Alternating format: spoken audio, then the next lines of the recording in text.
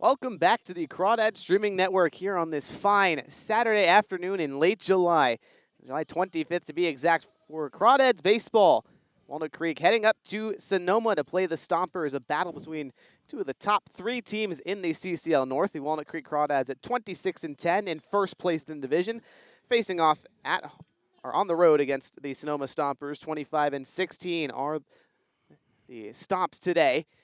I'm Charlie Limoncelli alongside Harry Setrakian. Later on, we'll get some Austin Oda in here. But Harry, Crawdads won yesterday in San Francisco. They beat the Seagulls 5-1. Ryan Ellis picked up his 85th career RBI, which puts him in sole possession of first place in the Crawdad record books. He is the all-time RBI leader in addition to all the other records: hits, extra base hits, home runs, runs scored, RBIs, walks, just the whole smorgasbord. But right now, Harry, 2 games left in the season. Tonight, then tomorrow. Then the postseason starts for Walnut Creek. They need to win out right now in order to secure that #1 seed, unless, of course, San Luis Obispo loses today, and then, of course, Walnut Creek would only have to win one of these next 2 games. Absolutely, but I mean, bottom line is you control your own fate. If you can just win the next 2, win out, you have first place. So why not just do what only you can control and win both? And while that starts with today, you just got to go 1-0, one game at a time. Crawdads, all of a sudden, they've snuck into a 5-game winning streak here. It's been very, very kind of just matter of fact, business as usual. Recently, Crawdads have done a good job of winning games that are a bit closer than maybe start of the season, but games that they feel like they've been in control in and are able to bounce back if they go down, and that's been the trend so far in this winning streak. So, hey, I mean, looking just to do the same today. Maybe not to have to come back, but try and get home or get up early and just get home with 1 win away from securing that 1 seed. Such is the goal. Crawdads have not lost since last Friday against these very Stompers, but it was at home at Monte Vista. A 9-7 loss. The Crawdad bullpen kind of struggled. Yeah. In any case, Daniel Palasic, Aiden Robles, Ryan Ellis, the first 3 for Walnut Creek. Then Joe Coupland, Cam Taylor, and Brandon Clisby, 4, 5, and 6. Elijah Ramos, Shane Aldridge, and Lucas Carlisle, 7, 8, 9, facing the right-hander, Sam Matherly, for the Stompers. Here's Palasic to get things set for Walnut Creek. Righty Matherly kicks and fires. Over the top fastball, misses low and inside. And we're set to go here at 6:12 p.m. Palasic ahead 1-0 in this count. 296 hitter in 19 games, 404 on base percentage, 338 slugging. 1-0, he takes well outside. 2 balls and no strikes, and quickly for Sam Matherly, this is his 3rd start of the season for Sonoma, 5th appearance, 6.48 ERA, and 8 1/3 pitched. So he's trying to settle in. It's a dangerous Crawdad order. 2-0. Heater misses in. 3-0 to Palasic. Radio only broadcast here today, folks, so we'll do our best to describe as much as we can. Palasic, the left-handed hitting outfielder. 3-0 pitch. Ball 4. Fastball up and away. A 4-pitch walk for Daniel Palasic. Leadoff man's aboard for Walnut Creek with some speed. And Palasic picked up his 12th stolen base of the season yesterday. Probably a threat to go. Hunter Carlson behind the dish today for Sonoma. He's been a guy the Crawdads have tested a lot, Harry, as Aiden Robles, the 3rd baseman, steps in from the right side. Seen Sonoma a lot, so these two teams very familiar with each other in their 2026 renditions. 9th meeting between the teams this season. First pitch to Robles, chopped foul towards third, 0-1. Crawdads currently ahead in 2026 against the Stompers, 6-2 in the season series right now. They went undefeated against the San Francisco Seagulls, 9-0. Looking to do another undefeated contest against Menlo Park tomorrow. In any case, 0-1 to Robles. Breaking ball on the inner third, strike 2. Robles, just his 7th game for Walnut Creek, appeared.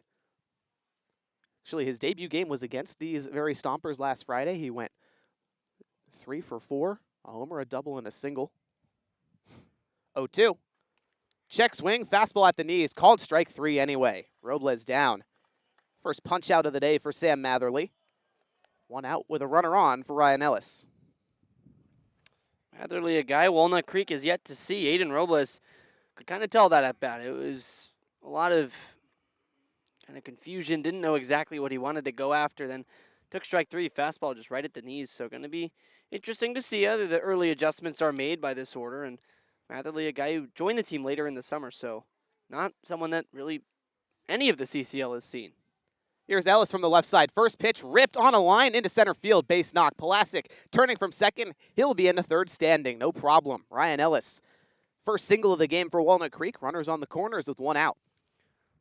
I think he knew the record was on the line yesterday and kind of had been for a while. Swings maybe looked a bit like he was pressing a touch. Now with that weight off his shoulders, perhaps ready to go, a bit more loose and just de-stressed off of that. Finally taking the record, taking sole possession of first and RBIs. So really nice swing there on a pitch that Matherly really grooved, and that's back-to-back batters now where he's thrown a fastball middle to start at bats. 96 miles an hour off Ellis's bat. Now here's Joe Coupland in the cleanup spot. Okay, who's been red hot. Matherly, first pitch. Breaker upstairs and outside. Joe Coupland, 478 average in 9 games, 556 on base, and 913 slugging because Harry Coupland has 4 straight multi-hit games. 2 homers, 3 doubles, 4 singles, 6 ribbies. 1-0 pitch from Matherly. Just a changeup, falls off the table. 1-1. Coupland swung and missed. Ellis, 1 stolen base this season. Not as fast as he once was with the Crawdads earlier in his career, which now spans 4 seasons. But Pulasic's at third. So ball in play, likely plates the first run. 1-1. Breaker down the middle. Coupland takes. Surprised he didn't swing. He loves those. Saw a couple in San Francisco yesterday. Didn't have a stream for that game, but went the other way nicely. Saw them deep, went with the outside pitch, took it to the right field gap on one of his swings. Probably the best swing of his day was a backside double. And also has hit some hangers very far away to left as well. 1-2 to Coupland. Takes a hack. This time it's a fastball. Flared out and bounces in front of Sebastiani at second. He picks it up, fires to first to get Coupland. Ellis advances to second. Pulasic comes in to score. RBI sacrifice for Coupland. The Crawdads lead 1-0. That was really weird by Sebastiani to back up on that ball. It was. Now he's Coupland's still standing at first. I think they might have missed the base. The first baseman, Shepler, might have been pulled off. Wow. So I was going to say that was popped up. I mean, Sebastiani could have had an easy catch on that ball. I don't know why he didn't just come in and squeeze it. Could have saved a run, but letting that one drop brings the run in from third. And now I guess maybe there's nobody out. That was bizarre. Yeah, I mean, Coupland's on first. Brent Cummings getting a bit of an explanation from the home plate ump. Now he goes back to his post behind the plate, and I don't know. Well, the Crawdads will certainly take it. Well, at third is Pulasic still. Oh, this is interesting. They move Pulasic back to third. Bases are loaded. Okay. It is an error. Question is, catcher's interference. Okay. That makes sense. So Coupland's safe on the catcher's interference. Bases loaded, 1 out for Cam Taylor. Playing first base, hitting from the left side. Matherly kicks and fires. Fastball misses away. Crazy sequence of events, but ultimately for Walnut Creek, still more run-scoring opportunities. And Cam Taylor has been a guy to drive him in. 9 ribbies this season, 17 games. Slugging at a .352 clip. 1-0. Off speed, misses inside. Also keeping eyes on the San Luis Obispo Blues game, of course. Started at the same time. Top of the first for the Barons. 3-run homer for Nick Sanders. 3-0. Slow is down. But obviously, so long to go. Their offense hasn't even come up yet. But that is a picture-perfect start for Walnut Creek, especially if they can score. 2-0. Heater high. 3 balls and no strikes to Cam Taylor. But absolutely a game for Crawdad faithful to keep their eyes on. The Academy Barons and the San Luis Obispo Blues out there at Sinsheimer in slow. Bases juiced, 1 out. 3-0 count to Cam Taylor in the 5 spot from the left side. Matherly in a jam. 3-0 delivery. Fastball just hits the top outside part of the zone. Still hitter friendly though to Cam Taylor, who's 5th in the CCL North in a 3-2 outcome percentage. So he either strikes out, hits a home, or walks. Most of the time he's up, 45.9% of the time. 3-1. Ball 4 outside. Taylor walks in a run. Pulasic scores from third. Ellis moves to third. And Coupland over to second. Crawdads up 1-0. There you go. You get the run in some way. And now back on that catcher's interference point, maybe a reason why Sebastiani got a weird read on that ball that was popped up on the infield, maybe because it looked like it got hit twice since, Coupland's bat touched the catcher's glove before. But hey, there you go. What goes around comes around, and Crawdads eventually get that run from third without even having to swing the bat. Still the first inning with one out, and Mike Nunez, pitching coach for Sonoma, going to have a chat with Matherly and the infield. But the Crawdads capitalizing any way they can. The catcher's interference ultimately goes as an error for Sonoma, and they're one of the poorest defensive teams in the CCL. I mean, you've got San Francisco, the only team that's really ahead of them, at least in the CCL North. Stompers, last couple of times against Walnut Creek, have committed at least 5 errors, especially here at Arnold Field. Something about Arnold Field has not been kind to these Stomper infielders, I'm telling you. 1-run lead for Walnut Creek. Bases loaded, 1 out. Brandon Clisby to the dish. First pitch to the contact hitter, chopped foul to third. Clisby, 297 average, 343 on base, and 359 slugging in 19 games. The year-over-year improvement as a second-year Crawdad has been fantastic for Brandon.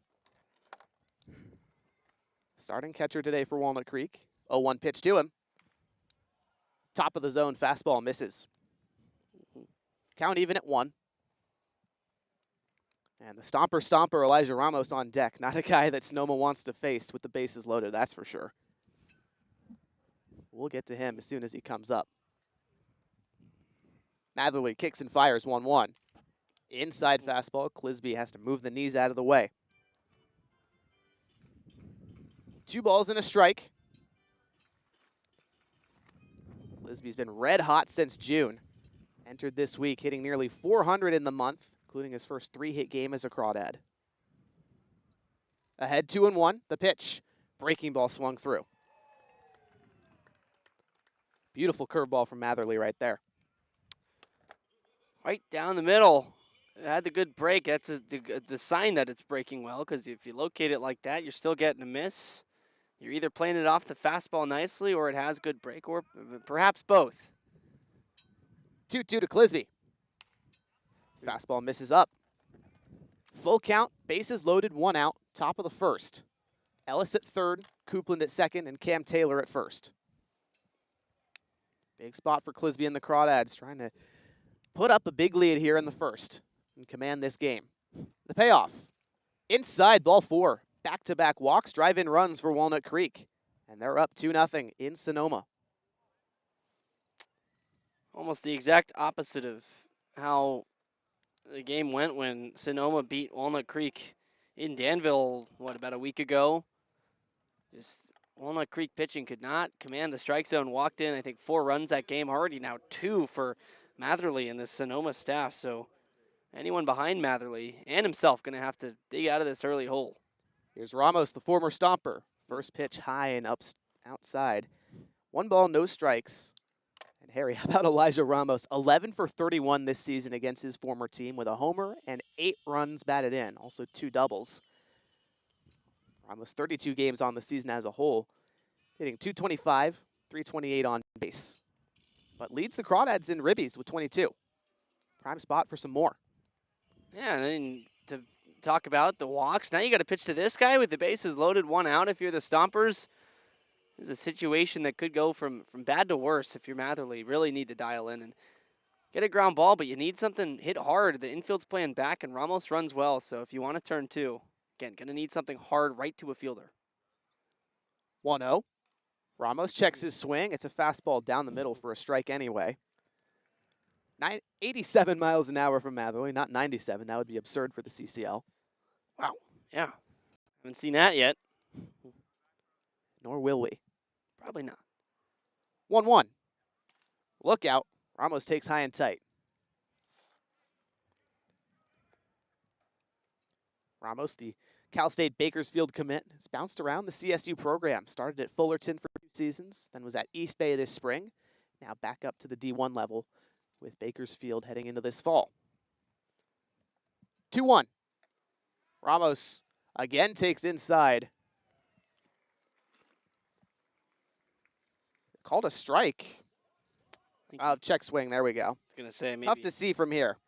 We're all the way out in center field. Looked like he dove out in front of it. Yeah, just went around. I thought maybe it was like a late drag bunt, but obviously not. Looked similar, though. Now the 2-2.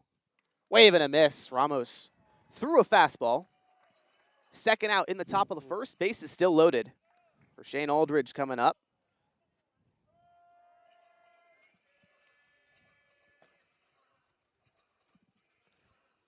Aldridge, another bat for Walnut Creek. That's been red hot. 9-game hitting streak. And in that stretch, 10 for 29.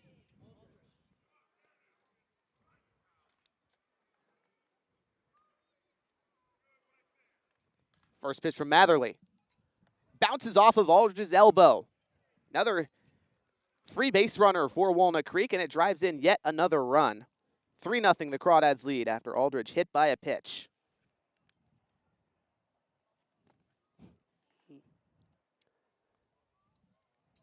Still bases loaded, 2 outs, and the 9-hole hitter for Walnut Creek, Lucas Carlisle, a chance to get something going. Already a pitcher up and loosening for Sonoma. It's righty out there. I think it's Kyle Seo, number 30. Kyle Seo is So correct. already, I mean, I would too if I were head coach Zach Pace. This is not going well for Matherly. First pitch to Carlisle. Fastball on the outer third, called a strike. Carlisle's missed a couple games, Harry, but currently riding a 6-game on-base streak. 15 played for Walnut Creek. 295 average, 467 on base. He's been a machine. 0-1. Takes a hack, lines it into right field, foul.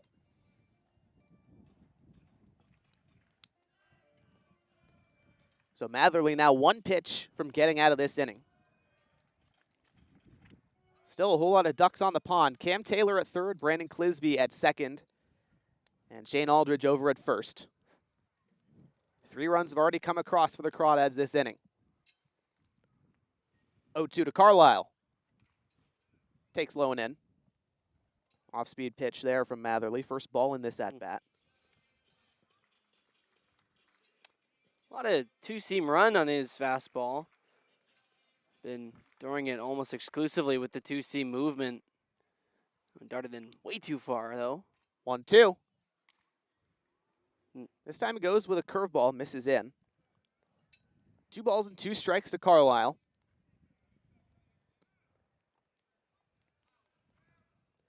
And we were talking about Carlisle's 6-game on-base streak. Has reached base safely in 13 of 14 games played where he's at in that bat. 2-2. Hit in the air, deep center field. Taylor tracking it down, just gets it. Outstretched right arm, trailing towards left center field. Saves extra bases. Crawdads strand the bases loaded, but they do get 3 across top of the first. We'll take a break, bottom half of the inning right after this.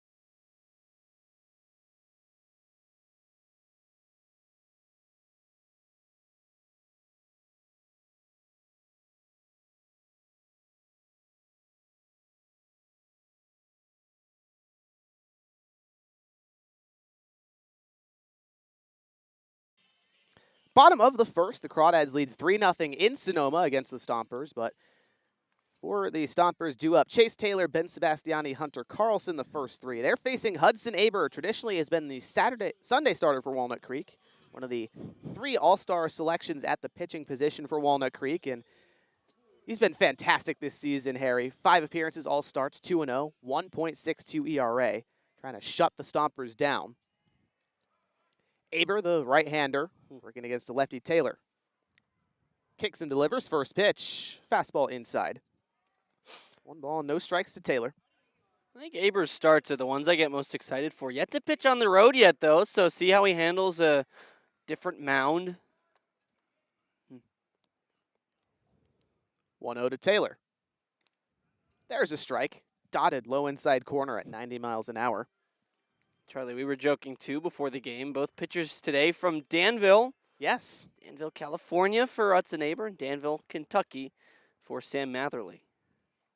Across the continent, but same name town, 1-1. Taylor ducks out of the way. Slider that misses in. The only thing that makes me wonder is how many Danvilles are there? Quite a few, I do believe. Probably. It's also Danville somewhere in Appalachia because there's a summer team in the Appalachian League with Danville to its name. 2-1 to Taylor. Breaking ball hit on the ground towards second. Carlisle collects. The throw to first in time. Taylor makes the out.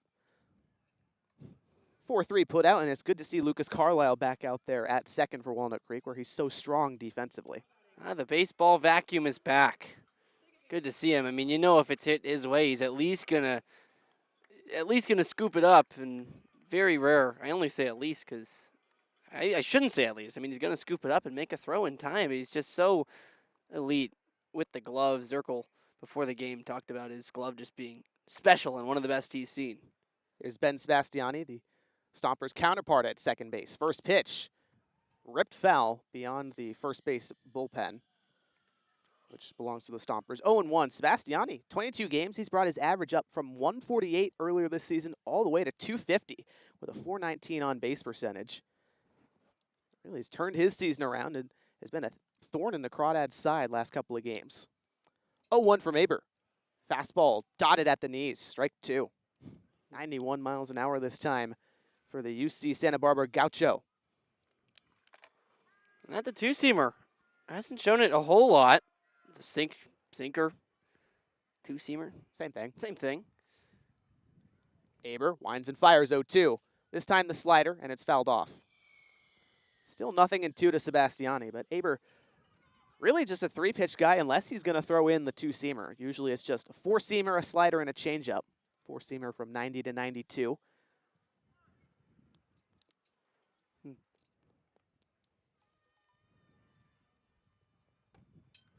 Oh, 2 again from Aber. Fastball high and tight.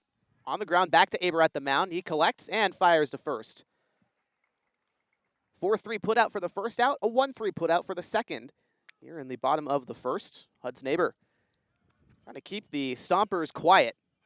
Certainly not an easy task, as now Hunter Carlson, one of the best bats in the CCL North, up from the left side.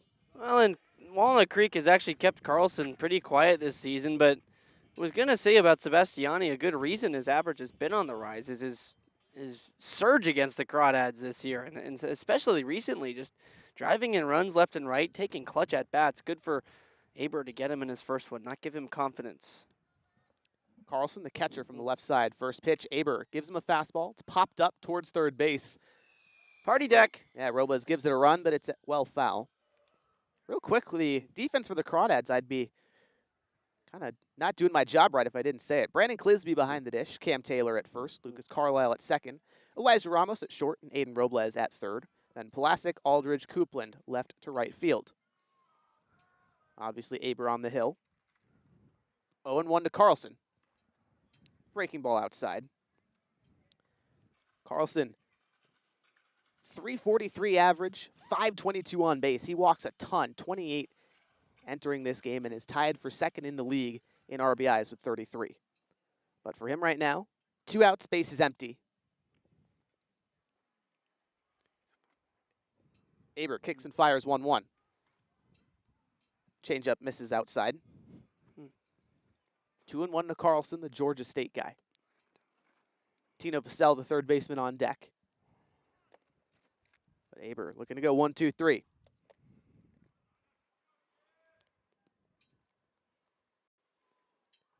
2-1 from the righty. Off speed and outside. 3-1. So this is the dangerous part about Carlson is he's not going to chase a whole lot. He forces you to pitch around him and ultimately works them into walks.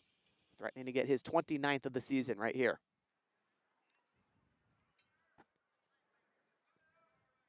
The 3-1 home. Fastball top of the zone. Carlson checks his swing, and it's called a ball. Well, Carlson, a player that sort of leads the way for this lineup with patience at the plate. I mean, if you talk about Cam Taylor as a guy who's top 5 in the 3 true outcome percentage, so strikeouts, walks, home runs, the 3 that hitters have total control over, you can look at the Stompers, and they're atop the CCL as a team. They lead in strikeouts, lead in walks, and also lead in home runs. So it's a team that can get on base, make your pitchers work, and then if you make a mistake, they can bang it out of the park. And when that comes after, say, 1 or 2 walks, it really makes those walks a lot more valuable. As long as they're limiting the strikeouts, that's how this offense goes. First pitch to Vassell, cracked into right field, and it'll drop, right field, in the gap between Coupland and Aldridge. Carlson's getting the wave. The throw from Carlisle into home, well in time. The tag from Clisby got him. Tino Vassell, a 2-out double, and Carlson's out at the plate. Coupland with a laser beam into Carlisle, who himself fires a laser to the dish. Crawdads escape. The extra base hit. Still, Stomper scoreless.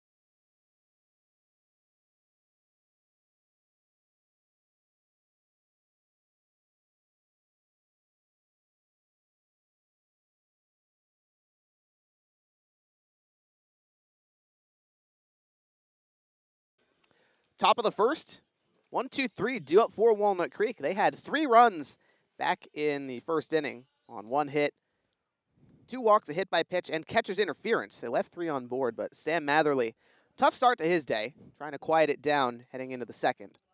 Pulasic, Robles, and Ellis. Pulasic led off this game with a walk.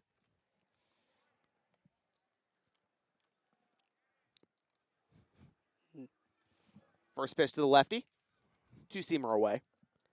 So again, Pulasic starts an at-bat ahead, 1 ball and no strikes. Stompers offense. First 2, Taylor and Sebastiani held quiet, then Carlson worked a 5-pitch walk. Vassell ripped a double into right center, but Carlson, trying to get home, was thrown out at the plate. Another ball outside to Pulasic. Matherly has had trouble all day, Harry, finding the strike zone, and so far that's continuing here in the top of the second. 2-0. Breaker upstairs and outside. He's going to have to start finding strike 1 or his outing is not going to be much longer. And I sense that even if he maybe walks Pulasic here on 4 pitches, this is already the second time around they've seen his pitches. He might be pulled. 3-0. Ball 4 inside. Not super competitive, so Pulasic works his second walk of the day. He's only seen 8 total pitches. Kyle Seo is throwing for Sonoma right now, and Zach Pace Out of the is out of the dugout. dugout, walking towards the bullpen, but not going out to the mound just yet. He's telling another guy to get up, gave him the finger, twirling in a circle, saying, yeah, get on it. Let's go with some pace here. Some, well, Zach pace, no pun intended, but he's saying, yeah, it's emergency time. This is not how he planned Matherly's day to go at all. No outs. Pulasic at first. Here's Robles for the second time. Matherly kicks and deals. Fastball at the knees, strike 1. So I think it's perhaps been a little more of a problem against the left-handers so far for Matherly. Kind of afraid to pitch him inside, but hasn't really had too much trouble attacking the righties. Yeah, you're right. 0-1 to Robles. Hit in the air, deep to center field. Taylor tracking back, right in front of us, makes the grab. It's a nice play, running back to his glove side, deep in the gap. A lot of room out here on right or in left center, but it's a bit awkward because the walls really start to angle out towards the lines because the field's basically shaped like a square if you look up above from it. So it's very, very deep to center, and it gets deep to the gaps, but kind of cuts off if you're halfway between the gap and dead center field, if that makes sense. It's a bit odd. A former football field turned into a baseball field, so dimensions are going to be funky. In any case, 1 out, Pulasic still at first for Ellis. First pitch, check swing. He did go around. 0-1 to Ellis. Singled on the first pitch he saw last time. That allowed Pulasic to go to third. Runners were on the corners. Ellis, 307 hitter entering this game. There's a throw to first. Pulasic is safe with a head first slide. But also Ellis, 476 on base, 533 slugging. Truly has been one of the best hitters this season for Walnut Creek in his last season with the team. Matherly, 0-1. Pulasic on the run. The throw from Carlson is high, not in time anyway. Stolen bag for Pulasic. Called a ball at the dish to Ellis. 13th steal of the season for Danny Pulasic. He's really showed off the speed this summer. We knew he was a guy that was going to be a threat pretty much the entire season, and he now has sole possession of second place, just ahead of Peyton Rose now. Finally. And behind Kevin Parker Jr. Someone finally got rules. 1-1 inside. Bounces off of Ellis. Hit by pitch. Thought it might have gotten away from Carlson's glove, but instead heard some contact. Hits Ellis in the wrist. Second hit batter for Matherly today. Trend continues that you put out there against lefties, too.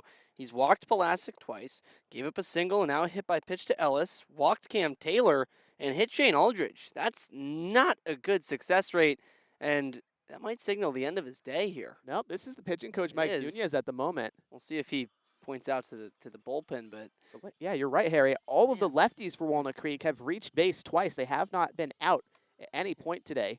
2 walks for Pulasic. Ellis a single and a hit by pitch. Taylor walked. And then Aldridge, the last lefty, was hit by a pitch in the first. Matherly does have 2 strikeouts, though, today. One against Robles and one against Ramos, a pair of righties. Now you've got arguably the most dangerous righty in the Crawdad order up right now, Joe Coupland. He's looked like the best, maybe not even hitter, but player on the roster lately. Man, they showed it off in right field, bottom of the first inning, a half inning ago, gunning down Hunter Carlson, trying to score from first on a double to the gap, kind of an ill-advised send. Is Carlson, the catcher, not the best, speed on the team, just naturally, position-wise. And Coupland, he knows that. He's also a catcher, but when you put a catcher in right field, we've seen it with Brandon Clisby, you put a very good arm in the outfield. That you do. 2 on, 1 out for Coupland. First pitch. Breaking ball high and in. Pulasic at second following his stolen base. Ellis at first after the hit by pitch. Coupland, 6 extra base hits in 9 games for the Crawdads. 4 doubles, 2 bombs. Lots of pull side pop. Matherly 1-0. Breaker swung through. 1-1 to Coupland, heading to Cal State Long Beach. in this fall.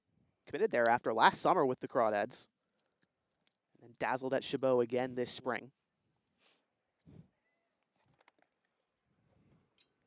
1-1 from Matherly. Breaking ball sits at the top of the zone. Called strike 2. Slow one, just sits in there. It's not what you're looking for as a hitter. Not really as a pitcher either. That one backed up on Matherly, but sometimes the backup breaker works to your benefit as a pitcher because it's just not how it's supposed to break. 1-2. Breaking ball inside this time. Nearly hits Coupland. Instead, 2-2. Oh, and he did it again. Just left it a little in off the table. Coupland had to pull the hands away, but back-to-back sort of accidental locations, almost being genius. 2-2 home. Swing and a miss. Breaking ball drops Coupland outside. Third strikeout of the day for Sam Matherly. Again, has had no problems really with the right-handers. But now we face the lefty Cam Taylor. 2 on, 2 out. Crawdads still a 3-0 lead. Taylor walked in the first run of the game for Walnut Creek last time he was up, had the bases loaded. His 12th walk of the season. Matherly kicks and deals. Two-seamer misses away. And Harry, you kind of saw that coming. Yeah, lefty. Ball one. What else is new?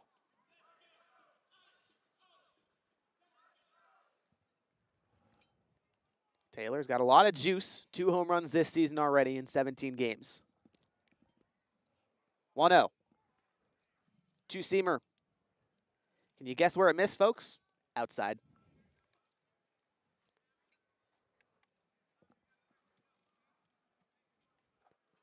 Plasek still at second. Ellis at first. 2 down and a 2-0 count to Cam Taylor. Matherly out of the stretch.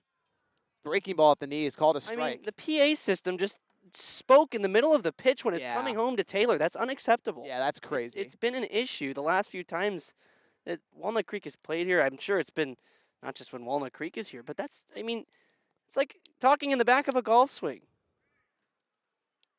2-1 to Taylor. Curveball away.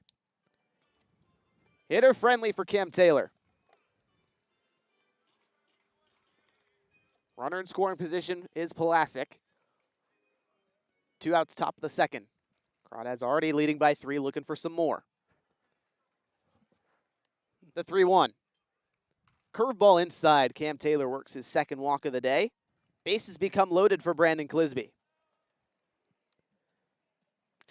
It's kind of a ball don't lie moment after that pitch where, again, PA goes off, middle of the count, middle of the pitch. It's taken for a strike. So there's ball 4, and that's going to do it. I mean, Matherly not able to get a single lefty out today, so going to be a new arm coming in. And, man, Walnut Creek is taking really, really nice at-bats right now, Charlie. You're going to have to think Seo maybe going to be in the zone a bit more, so a bit more aggressive perhaps? Perhaps so. In any case, while Zach Pace comes out and makes the pitching change, we'll step aside here on the Crawdads Streaming Network.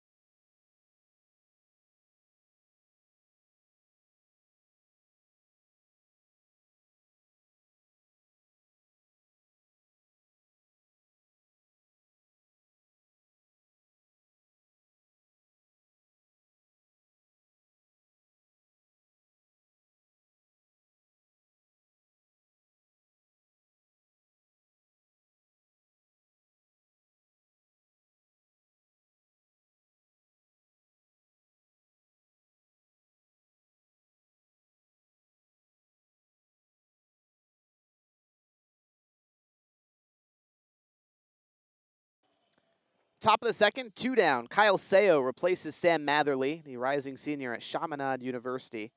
Second-year Stomper making his 4th appearance of the season. So far, ERA of 9 in 4 innings pitched, 7 hits, 5 runs, 4 earned, 2 home runs allowed.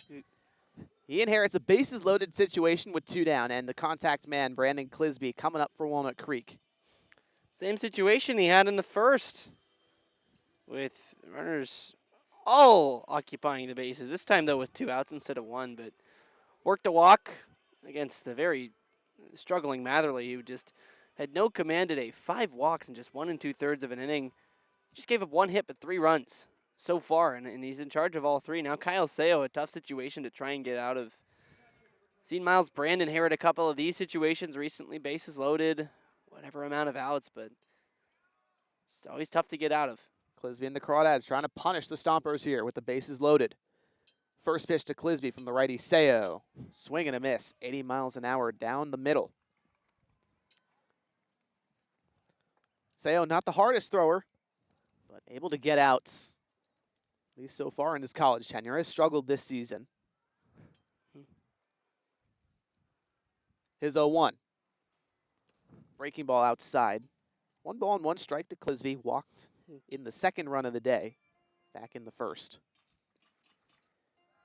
Clisby, 16 ribbies this summer for Walnut Creek. A chance for 2 more here with the bases loaded.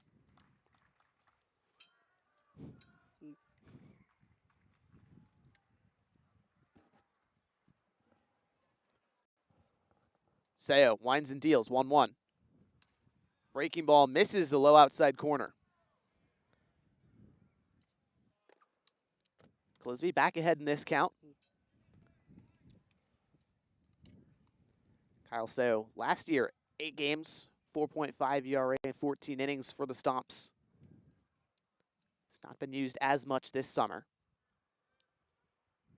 His 2-1. Breaking ball, top part of the zone, called a strike. 2-2 to Clisby. The Stompers 1 out, 1 strike rather, from getting out of this jam. 2-2, 2 down, bases loaded, top of the second.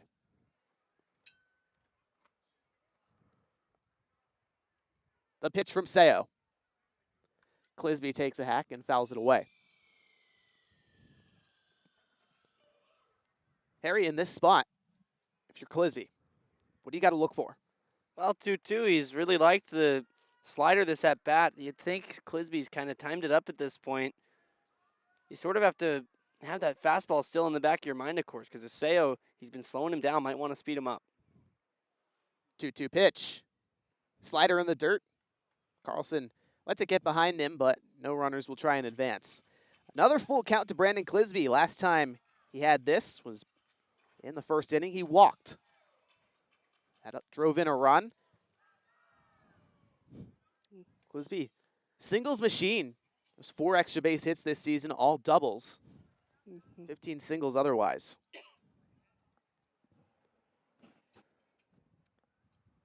Payoff with 2 down from Seo. Kicks and fires. Clisby hits it in the air, foul over the first base dugout, out of play. We'll do it again.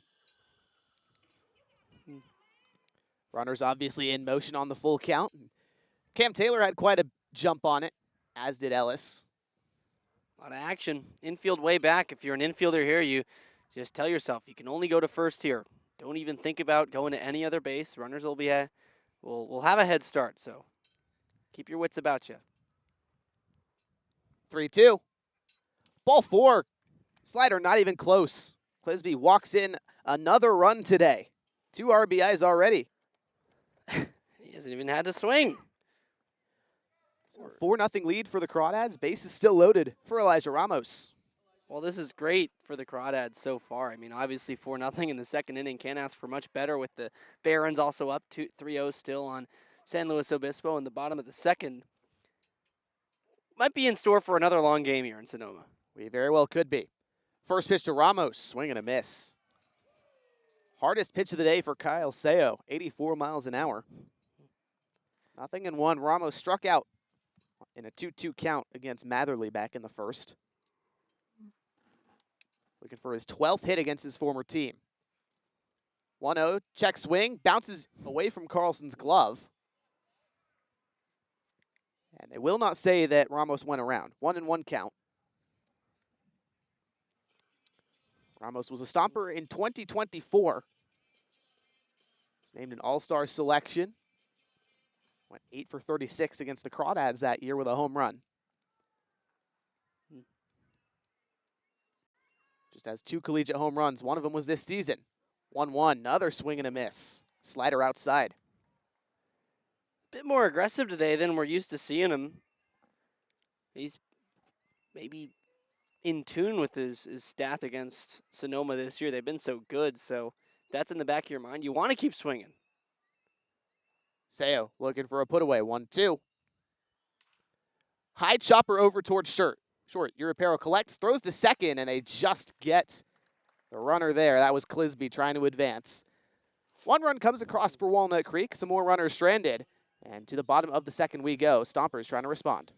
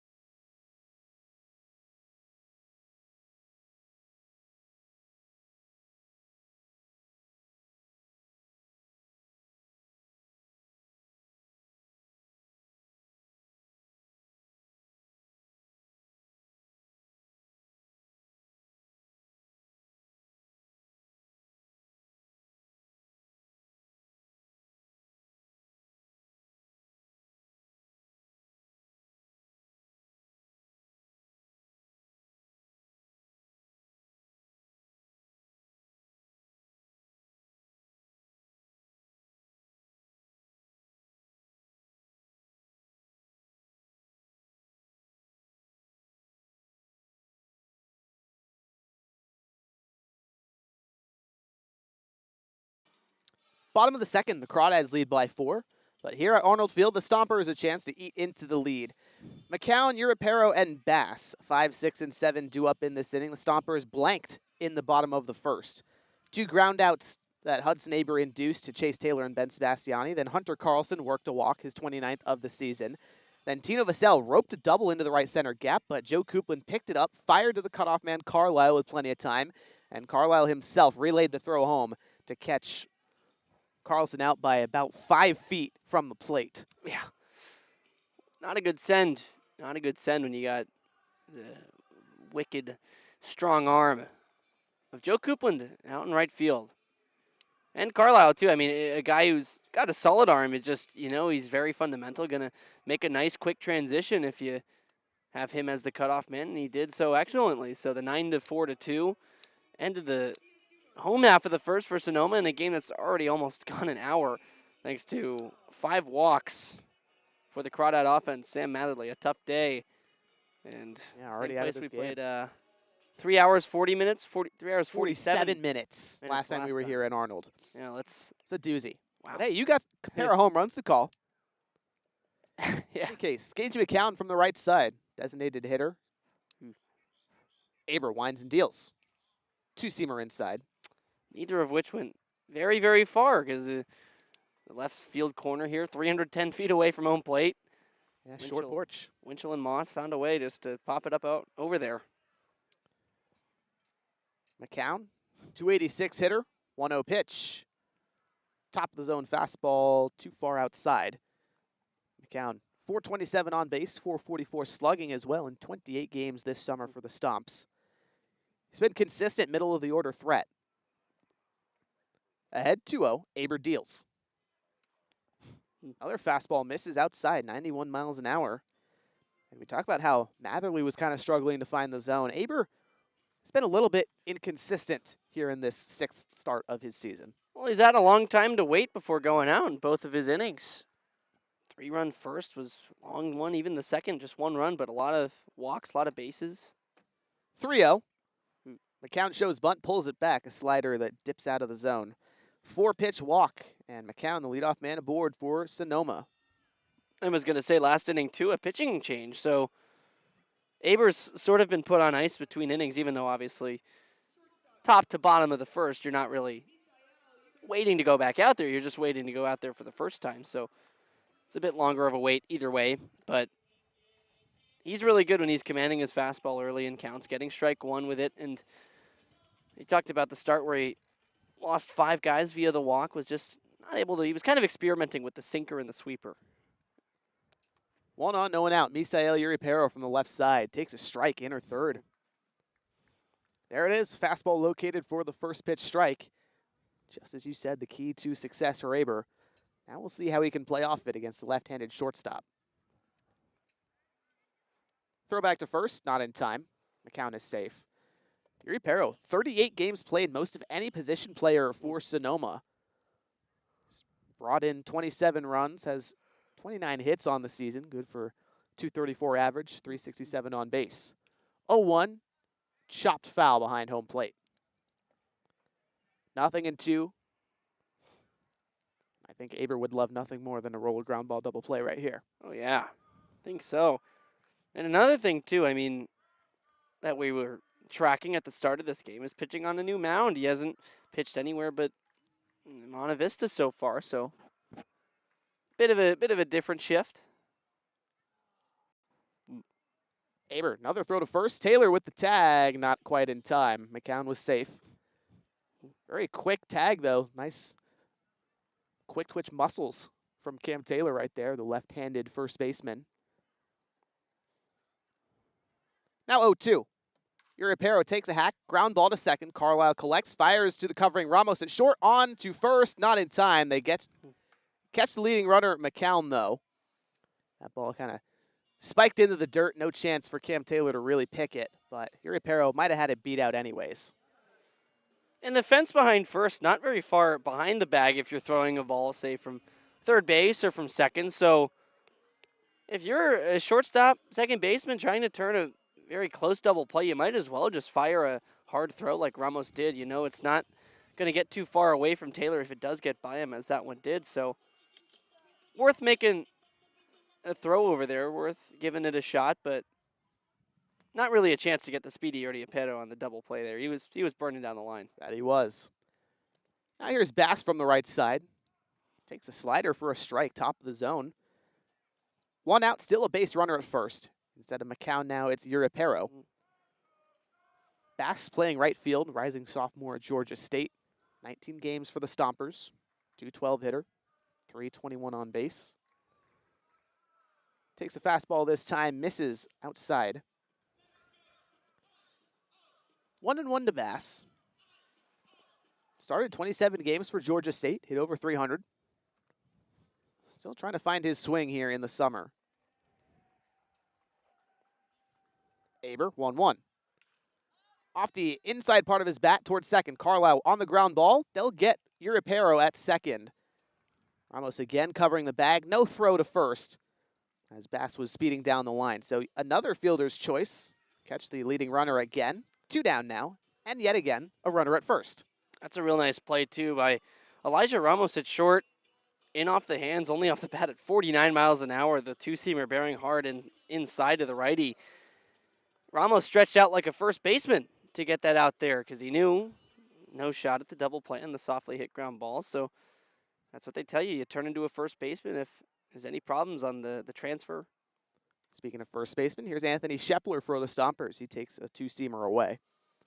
And of course, no problem with the transfer there, just too slowly hit to turn it. Indeed, no need to rush a throw that wouldn't have been there in time anyway. Shepler, another second-year Stomper. 26 games played now this summer. 1-0. Fastball, high inside corner for a strike. 1-1. Shepler, the rising junior at San Jose State. Hitting 185 this summer, 28 strikeouts. Working with a two-out base runner at first. Stompers still scoreless. 1-1.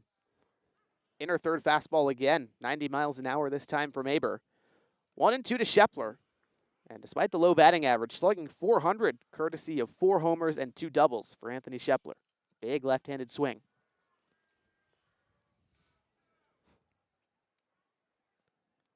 Infield shifted towards second base. 1-2. Shepler takes off speed and just inside. No, it wasn't, but okay. That was a beautiful front hip two-seamer. Ends up almost splitting the zone. It was loudly called by the ump. Ball that's in, but maybe he even got fooled by it. Looks like it's going to be inside to the lefty, then just shoots right into the zone after the lefty jumps off the plate. 2-2. Breaking ball hit foul. That's nice. Right off the sinker, you go to the cutter. This time bearing into the lefty. Nicely tunneled by Aber. Left it a little bit more middle than he would have wanted, trying to get that. Start it basically where the two-seamer landed the pitch before, so it gives the same effect, looks like it. Maybe Shepler reaching out when the pitch bears in. Throw to first. Bass retreats. He's safe. Aber just spinning the mix a little bit more. Improving the arsenal of weapons that he can go to from the right side. 2-2. Swing and a miss. 92 miles an hour fastball by you. First strikeout of the day for Hudson Aber. That ends the bottom of the second. Crawdads leading by 4 back up to bat in the next half inning.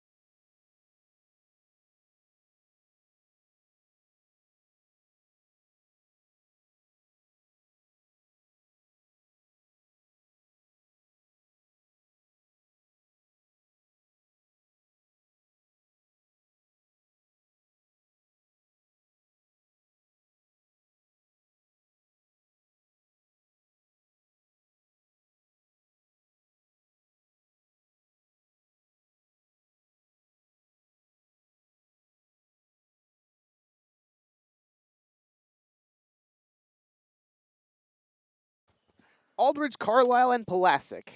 8-9-1 due up. Kyle Seo will try to get through his first full inning of work. Recorded the last out in the top of the second, pardon me, after he relieved Sam Matherly.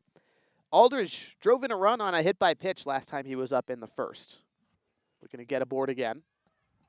4-0 lead for the Crawdads, top 3. First pitch to Aldridge is a two-seamer outside. Aldridge, 9-game hitting streak, 10 for 29 his last 8 games. 2 doubles, 8 singles, 1 RBI. 1-0 is called a strike on the outer third.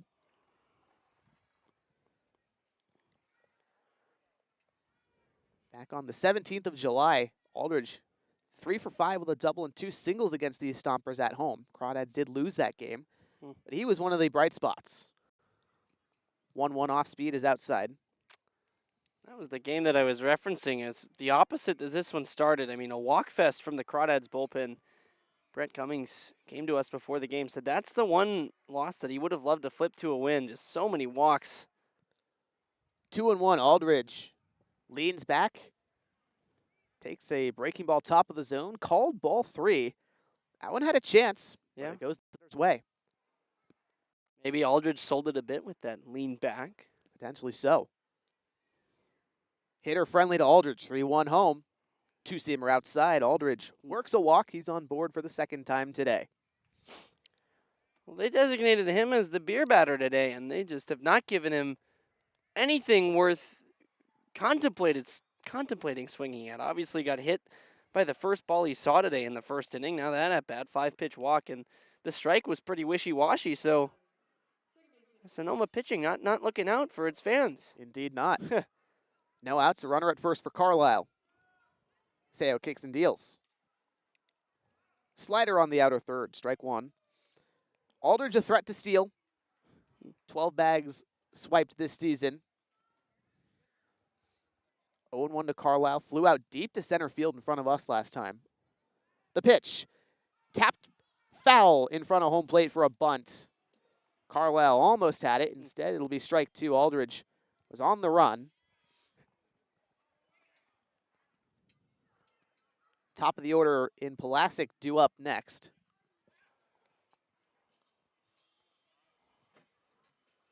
Quick battery meeting for Seo and Carlson. Also the second base umpire chatting with them about something. I think Zach Pace wants to not argue, but just state his case that maybe Carlisle was out of the box when that bunt, when the ball bounded off and hit Carlisle, because it glanced off of him. And if he's in the box, it's called a foul ball. The umps were right on it right away, but if he did step out of the box and make his way towards first, then get hit, then I believe Carlisle would be out. And the 3 umpires for today going to have a chat about it right in front of the Stompers dugout towards first. Question is whether Carlisle was out of the batter's box and thus making the foul ball deflected off of him not a foul ball. And the official signal, nope, it was in fact a foul ball. Also, a quick update. San Luis Obispo looking at Sinsheimer Park. Still down, this time now 4-0. Top of the 4th. Barons trying to get something going again. 1 out, just got a single. So runner is on.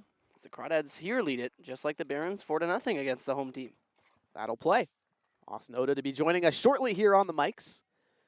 0-2 to Carlisle. Aldridge takes off. Tapped over towards third. Vassell on one hop. Mishandles the field. The throw, not in time. Gets behind the first baseman, Shepler. Carlisle heading to second, and Aldridge will stay put at third. I mean, I don't think you need to make a throw there. Carlisle, you already booed it once. Carlisle's got good speed. He's in there at first pretty much undoubtedly, and then Vassell just forces a throw. And I've seen this Sonoma infield. I feel like Vassell is kind of the center of it most times too, just making unnecessarily quick throws that end up going haywire and giving the Crawdads extra bases. And no scores decision yet, but Harry, I got to imagine that's going to be a hit. He beat it out. He says he got it on the air. Wow. Hi, Austin. I think the fumble helped. Hi, guys. Hey, Austin, how you doing? Yeah, you're right. I'm good. How was the Sonoma stream? Oh, after this pitch. First pitch to Pulaski. Served the other way, gets past the diving effort of Vassell into shallow left. Now the left fielder having some trouble with it. Aldridge is in to score. Carlisle holds at third. RBI single for Daniel Pulaski. The Crawdads up 5 now. It was a lot of fun. Good swing by Plastic, by the way, but that was actually a lot of fun. Me and Kieran, we had a good time together. It was really nice. Then I got intercepted by Austin Bolello's dad on the way. We chatted for a little bit. Oh, look at that. Mr. Bolello. Runners on the corners. No one out. Top of the third. The Crawdads a 5-0 lead. Carlisle's at third. Pulaski at first. And now Robles up, who's 0 for 2. Seo out of the stretch. Peers back towards first briefly. The pitch home. Shows bunt, pulls it back. Plastic on the run, into second, standing, called out. Not sure. Maybe Pulaski in between whether he wanted to go with a foot first slide or a head first slide and instead picked neither and paid for it. I think easily safe if he slides there. Kind of inexplicable, but that was something that happened to me. I remember one time trying to leg out a double was between the two, and I just didn't do either and got tagged out. Called a strike to Robles. Carlisle, the only base runner, and he's at third. 0-1 tap foul behind the plate. Nothing in 2 to Robles. Honestly, what I think it was is I think Pulaski might have thought that they were going to try to cut the throw off and go home. Might have been some miscommunication on the potential double steal attempt. Potentially so. Carlisle did stay over at third.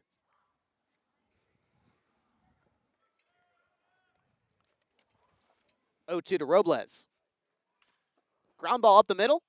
Knocks off of second base. That's a knock. Carlisle's in to score. RBI single, Aiden Robles. 6-0 ball game for the Crawdads. I mean, there's no other way that the Crawdads were going to score a run, right? Like, that is the most at Sonoma way to score a run this year. That ball was probably through the infield anyway. Yeah, no, definitely. I just think I almost feel bad for Sonoma because it's just another weird bad break. That it is. Didn't really give Europero the chance he might have had at it. Anyways, one out runner at first for Ryan Ellis. Now the Crawdad all-time leader in hits, doubles, home runs, walks, RBIs, and runs scored. Sole possession of all of those. Mr. Crawdad. Ooh. Folks, you're going to want to tune into tomorrow's show at 3:30. Be there early. There's a surprise for you. First pitch, Ellis swings through, 0-1. Austin, I got another question for you. What's going on? You have first-hand experience. What's going on with the PA system over there? Talking in the middle of a pitch to Cam Taylor. Hey, Trey's not having his finest day. That was crazy. Seo 0-1. Ellis fouls it off above the third base dugout, trailing high in the air. Souvenir for the fans. I mean, I described it as it's like talking in the middle of a guy's backswing in golf. The pitch was released, then all of a sudden something to say over the loudspeaker, and Taylor something to say over the loudspeaker throws him off. Like that, Oda. Seo's 0-2. Ripped on the ground foul towards first. Yeah, it's not the greatest. Not the greatest. I personally would not be a fan if our PA announcer did that. No, I think it'd be not a great look for the home team. Trey has fun. That he does. Seo winds and fires 0-2. Ball in the dirt. Robles taking off from first. He's in there. No throw from Carlson. Gonna think that'll be marked as a wild pitch. I don't think he was running on the pitch. Just a really good ball and dirt read. Professional from Aiden Robles. Taking extra 90s. This game's still very early, even with the scoring differential. Scoring differential is putting it a little bit lightly at this point, Austin. They will give him a stolen base on the official score sheet. Robles won't complain.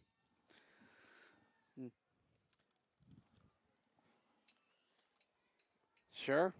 Yeah. Now Robles a big lead at second. 1 out. Top of the third. 1-2 pitch to Ellis. In the dirt again, and Robles taking off. Now he's into third. Also no throw. I'm going to wait to mark that one in my book. That one's got to be a WP. That was further away from Carlson to where no way that could be given as an SB. My opinion, but hey. There you go. Yep. Wild pitch. There it is. I wonder if they'll retroactively change the other one. In any case, it's still 2-2 to Ellis. Now the 7th run of the game for Walnut Creek, 90 feet away. The pitch from Seo. Two-seamer trails away. Full count. You start 0-2 to Ellis, and then he works back, makes it a full count. That's the danger of Mr. Crawdad. Leads this team in walks right now with 23 on the season. The righty Seo's payoff. Curveball on the inner third, called strike 3. 76 mile an hour stuns Ellis, and it was right there. It's a perfect pitch in that spot. 3-2, you go breaker right on the inside edge, and that catches the inside part of the zone by an eighth of a baseball, but it definitely catches. 2 outs, still a runner at third for Joe Coupland.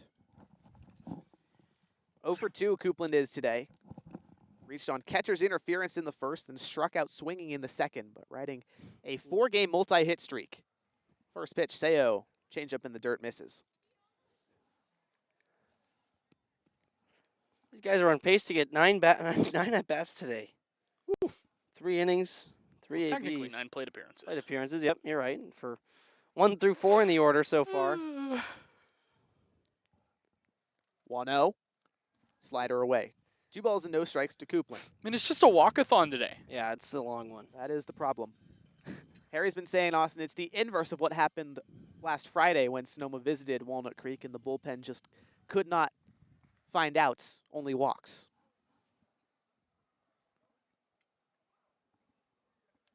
2-0. Coupland takes a big hack on a breaking ball, comes up empty. What's the, you've heard of a yes hitter? This is like a yes walker. Yes, Walker. Okay, I like that. Like Ryan Walker. Who? Guy who walks a lot of batters. 2-1 to Coupland. Hard hit on the ground towards third, foul. Walks a lot of batters, gives up a lot of barrels. Never heard of him. He was like one of the best relievers in baseball for a year. Like a four. Not quite. No, a he year. was. He was his rookie or his Yeah, okay, second yeah. season. He was like a 4-WAR reliever. Stupid. Then he Wow. just forgot how to pitch. Happens to the best of them.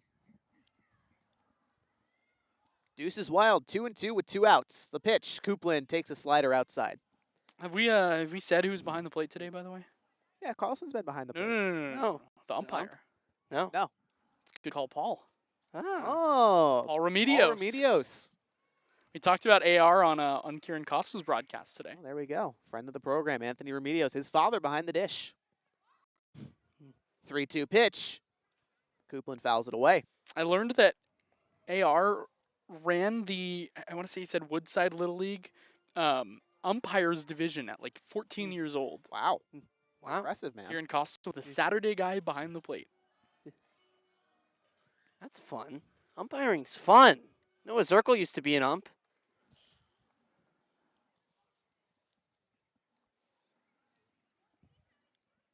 Three 2 from Seo.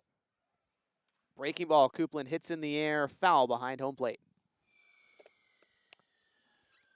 But he's been mostly good today, I'd say. There was one front door two-seamer from Hudson Aber to Anthony Shepler that was called a ball. Definitely That in one the was zone. bad. That was a really good pitch, but otherwise I think been a solid, consistent zone so far. Yeah, very much so. They call him GCP for a reason. Yep.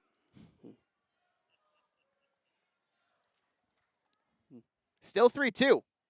Coupland takes a fastball in the dirt. Good call, Paul. Thanks, Austin, he says. Can hear you 400 feet away. Guys, that's 8 walks in 2 2/3. gosh. You throw in, what, a hit batter or 2? 2. 2 of them. 2 hit batters, a catcher's interference.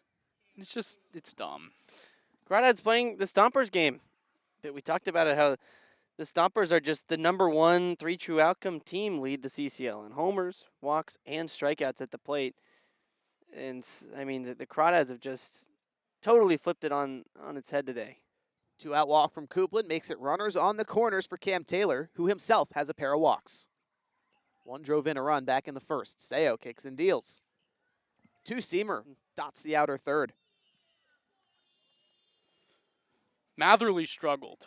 Yeah. Matherly, not great today. 5 walks, 2 hit batters for Matherly in an inning and 2/3. 4 runs to his tally. Now another pitcher warming up. 0-1. Taylor swings through a breaking ball. 0-2.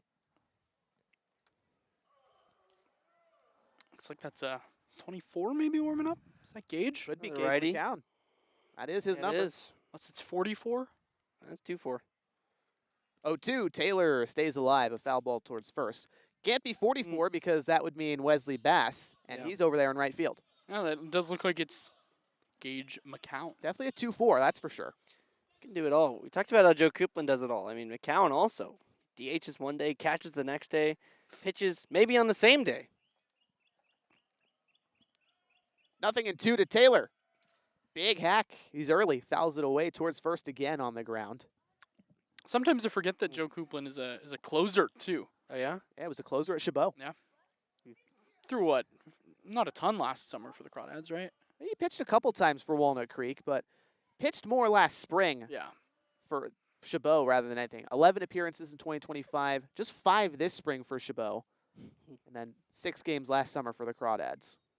0-2 again to Taylor, low and in. Ball 1. Hey, he was telling me because he closed out a game against West Valley, and he was telling me that was kind of the end of it. It wasn't the same, and that was a super rainy, yucky February day out in Saratoga, and that kind of messes with you, I think, as a pitcher. 1-2 pitch. Taylor swings and drops to a knee. Filthy breaking ball from Kyle Seo to get out of the inning. Crawdads do plate 3 runs in the inning. They lead 6-0 heading to the bottom of the 3rd.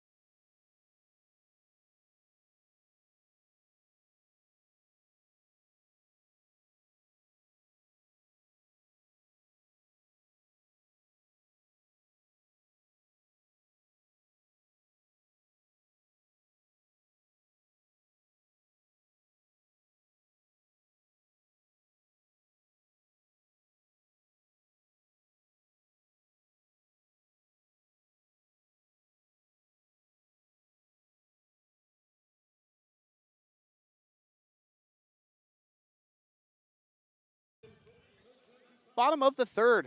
Stompers trailing by 6 at home against the Walnut Creek Crawdads. Connor Johnston, Chase Taylor, Ben Sebastiani. 9-1-2 due up. Hudson Aber has allowed just 1 hit, 2 walks with a strikeout so far in his 6th start of the season. I'm laughing a bit at the fact that this is Johnston's first plate appearance. Yep, it is in fact. Crawdads 1 through 5 in the order has come up 3 times. And probably the top going to come up a 4th in the 4th, the way this one's going. Mandatory, like, 2 or 3 walks an inning. Jeez Louise. Written in the game script. There's little children at third base right now. We're an hour and a half into this game, Trey. Hey, Trey, let's pick up the pace. I mean, this is ridiculous. I'm so sorry. Yeah, the batter is literally in the batter's box. Aber's ready to go, and yet there are still children over at the third base dugout doing whatever in-game activity the Stompers have going on right now. I'll say I got a lot of content with my pregame brief chat with Noah Zirkel, but he talked about how much it frustrates the players too. It's like, yeah, he's like everyone's ready to warm up, then all of a sudden you got 3 minutes of just gimmicks. It's a gimmicks. mid-inning gimmick to slow down the home team, now affecting, or the away team now affecting the home team waiting at the plate. Look at the scoreboard. Yeah. Aber winds and fires. Fastball misses below the knees. I mean, I wonder what Shane Aldridge thinks about it. I don't think he can hear us right now, but he doesn't look happy. Oh, would be good to get his thoughts. 1-0 from Aber. Fastball high and in at 90 miles an hour. 2-0 to Johnston, the left fielder. In 31 games played this summer, 214 average, 347 on base, 238 slugging. Rising redshirt freshman at Bellarmine University, hitting from the left side. The righty Aber from the first base rubber. Fastball misses. I was talking to Boston about this today. Bellarmine is Kentucky, right? I believe that's correct. Not to be confused with Bellarmine College Preparatory in San Jose. Yeah, Louisville. Louisville. Louisville. 3-0. Get me over fastball on the outer third. We were saying, Austin, at the start of the game, too, we had a dual Danville matchup. Sam Matherly from Danville, Kentucky. Oh, that's cool. And, yeah, that's a neighbor, Danville, CA. 3-1 to Johnston. Fastball fouled away over the Crawdad dugout. Wonder if in Springfield, Oregon, they ever have a multi-Springfield matchup? Probably. Because there's so many Isn't Springfield like the most? I think it has the most names of any city in the U.S. I think you might be correct there, Oda. Payoff pitch. No. Paul. Home plate umpire Paul. Paul Remedios calls time right as Aber was about to start the windup. He was in the windup, lifted the leg, and then all of a sudden, no. Stop the pitch. I was almost ready to blame that on the PA system or something. I didn't know what was going on there. 3-2. Fouled off high in the air. The nice all thing over about left. doing radio is, we can kind of just say whatever, and the fans have to believe us. Yeah, exactly. Oh no, Stomper! Hey Trey is running on the field. Yeah, totally, He's man. pulled out his PA mic and started talking to Elijah Ramos.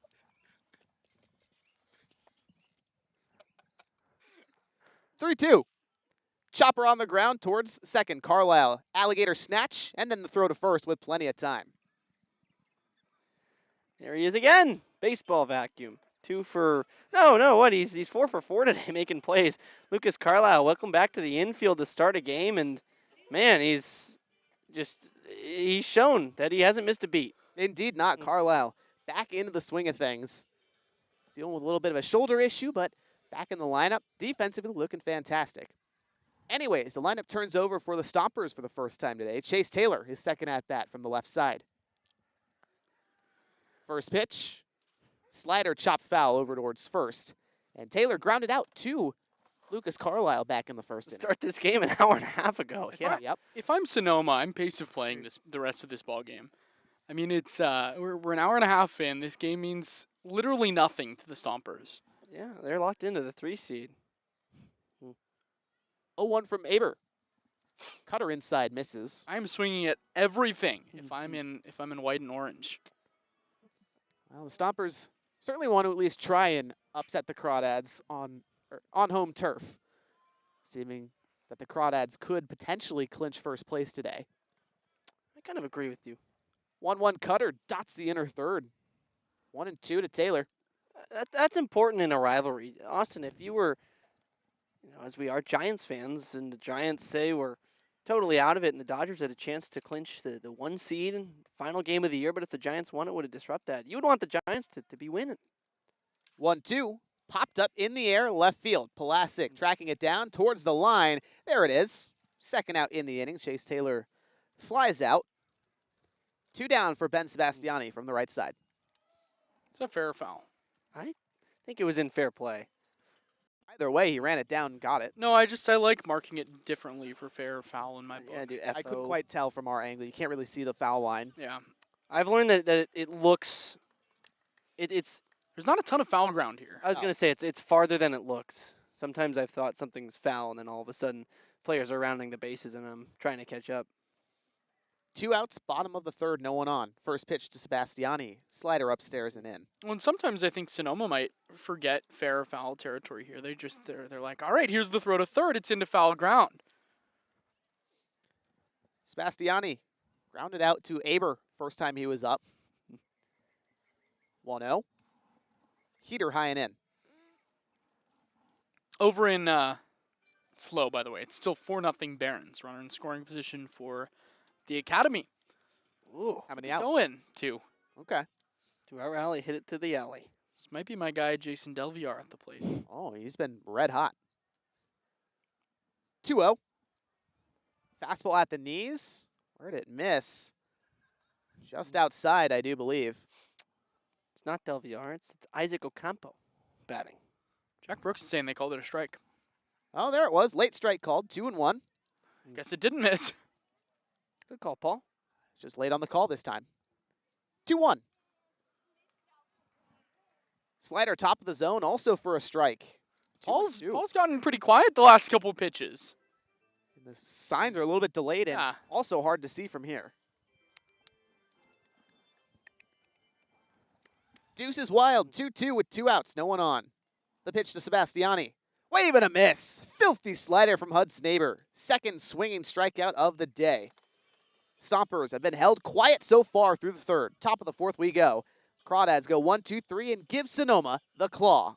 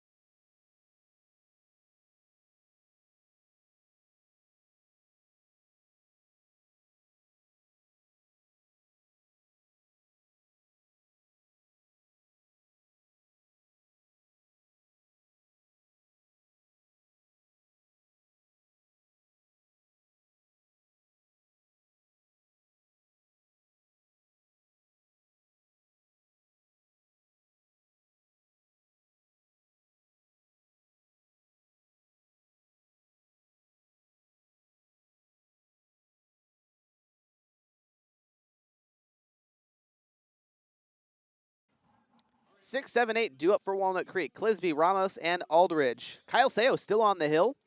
Came in, got the last out in the top of the second. Recorded all the outs in the top of the third, but in that inning, 2 runs came across on 2 hits plus an error and a walk. So Sonoma pitching staff has just had their struggles all day today. Crawdads have walked 8 times in this game. But he'll start fresh here to Clisby. First pitch, swung through top of the zone. I think that the guy that's most telling of the walk struggles today is Brandon Clisby, a guy that's only walked 3 times coming into today this summer. Twice coming into today this summer. 2 walks already today, both drove in runs. 0-0? 0-1 rather. Just a breaking ball on the inner third. Nothing in 2. And he's gotten behind in both these counts too. He really likes the first pitch, has gone after it both times now. Well, now all 3 times. So trying to work back in these 2-strike counts. 0-2 from Seo. Served off the end of the bat into shallow center. Base hit for Clisby. That's what he's been special at here in July. I think what's special is the fact that we're still doing this whole talk during the play gimmick from Hey Trey, man. I mean, that's crazy, Trey. Sorry, it's a great at bat from Clisby. It's a great piece of hitting. He goes down, he gets an 0-2. It's a good pitch from Seo, but man, It's so distracting. It's been too much of a recurring issue here, I think. And I wasn't really upset about it until today. I mean, it's absurd, frankly. It derails from the game, and it doesn't help Sonoma really either if it's in play and all of a sudden you're hearing someone. Here's Ramos, first pitch, slider away. But anyway, yeah, really nice swing. Gets the outside pitch 0-2, protecting something close, and just serves it to right.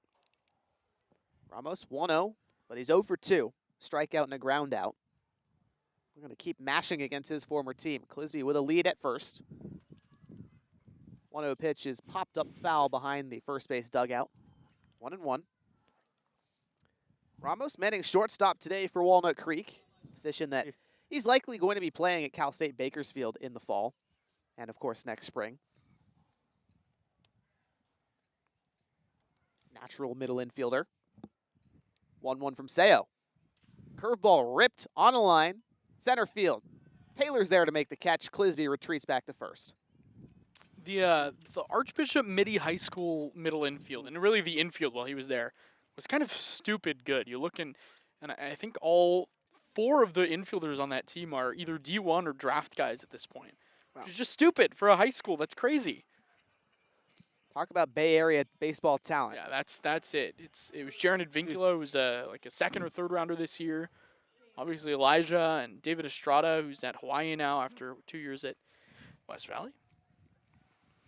Here's Aldridge, squares bunt, pulls it back. The throw as Clisby steals second, not in time. 3rd stolen base of the season for Brandon Clisby. It's called a strike to Aldridge there, though.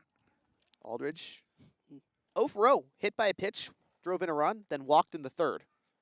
Now he's got an RBI chance, riding that 9-game hitting streak. Seo kicks and deals 0-1. Hit on the ground past 3rd, fair ball. Clisby gets the wave, he'll head in to score from second base. Aldridge in with an RBI double. 10-game hitting streak for Shane Aldridge, and the Crawdads lead 7-0 here in the top of the 4th. It's just a totally different player, Shane Aldridge, over the second half of the summer. You can kind of tell when a guy is tired, and he looked tired for the first month of the summer. He was Menlo's everyday leadoff hitter, center field, right fielder, and I think he just needed a little bit of a breather. And he's finally the player that the Crawdads were expecting him to become. 1 out, RBI chance for Carlisle as well, who's 0 for 2. Seo kicks and deals, breaking ball hard of the zone for a strike. But how about Shane Aldridge? I mean, the difference from June to July is just unreal, guys. It's now Aldridge's 11th hit in his last 8 games, 3rd double. He's been on a tear. 0-1. Aldridge advances the lead. Carlisle takes a fastball for a strike at the top of the strike zone. For Aldridge, I feel like it's all just been about the barrel control, swinging at pitches in the zone, not being quick to it and then long through it is a phrase that gets thrown around a lot, but he's really done a good job just getting on it, but then leaving his bat in the hitting zone for a long time and sweeping the ball. 0-2. Carlisle hits a line drive into right. Base knock. Aldridge with plenty of speed. He's charging around 3rd. The throw home, not in time. RBI single for Lucas Carlisle. Welcome back to the lineup. A couple things on that play. First of all, Shane Aldridge never stopped running, even though he was given the stop sign. And I think that's a good move. You know the arm strength of the outfielder, Bass out and right. Second thing, Carlisle, yeah, he's only 1 for 3 in the books. He's had 3 terrific at-bats today. He reached on the error by the 3rd baseman that could have gone either way. He crushed a ball to right center that ended the 1st inning on a great play by Chase Taylor. And then that one, that is Lucas Carlisle at his finest. Very much so. 3 hits in this inning, 2 runs for the Crawdads. 8-0 lead. Here's Pulasic for the 4th plate appearance today. First pitch to him, 2-seamer. Hits that low outside corner. Who's Academy throwing today, by the way? I haven't been able to really check Take it. a look here. Question. Amari Yolas. Oh, he's incredible. Oh, he's their hard thrower, Yeah, right? He's 96. Whew. Yeah. 0-1 to Pulasic. Hit in the air, right field. Tracking back, Johnston to the wall, and he makes the catch. Pulasic gave it a bit of a ride, and Carlisle will have to retreat over to the first base bag. 2 down in the top of the 4th. Might be one of the furthest hit balls Yeah. this summer for Daniel Pulasic. Gave that one a ride. Really tough play for Bass, too. He was battling the sun the whole way, had the glove up. Already has the snazzy shades on, too, so a double-layered protection, and that just is fielding in the sun 101. I mean, having to cover with the glove, then still tracking the ball with the sunglasses on, it's not easy. Up to bat, Robles. Carlisle at first. There's a breaker for a strike, middle of the zone. Robles, 1 for 3 today. RBI single in the 3rd, but also a fly out to center field and a strikeout swinging on 3 pitches. Seo lifts the leg and fires 0-1. Ramos hits it the other way over the first base dugout foul. But how about Aiden Robles, guys? Entering this game, 400 hitter, 500 on base, 640 slugging in 6 games, 6 ribbies, 10 hits in 30 plate appearances for the Crawdads. I mean, what a spark plug addition after the loss of TJ Woodson. Everything the Crawdads could have asked for. Trade talking during the play.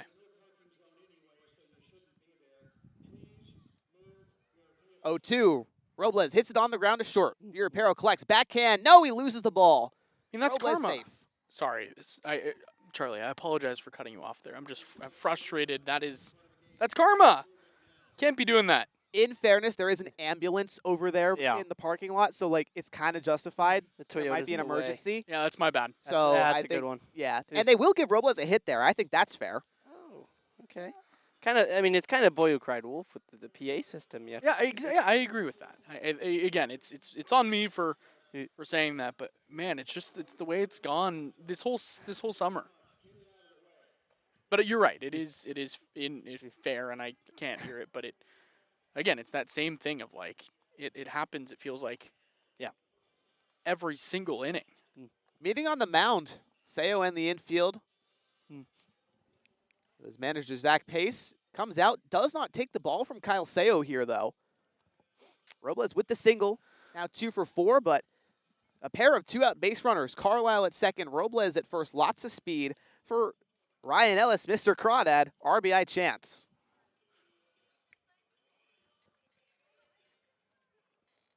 Ellis from that left side, a single in the first, hit by a pitch in the second, then struck out on a full count in the third. Chance to pad that lead too. All-time RBI leader for the Crawdads. Chance to pad that lead and this one. 8-0, the Crawdads on top of the fourth.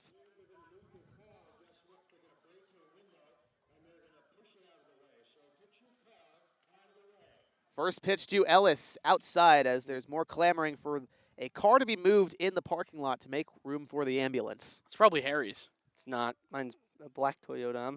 I'm in a legal parking spot. This car is not. Seo, 1-0. Ellis takes off speed and outside. There's a changeup that misses. Just another long inning for Seo and for the Crawdads, and at the very least, the hit column is finally starting to look a little more like the runs column for the Crawdads. 2-0. Ellis swings through a breaking ball middle of the zone. And unfortunately, we were not able to be on air yesterday due to some internet connectivity issues to call Ellis's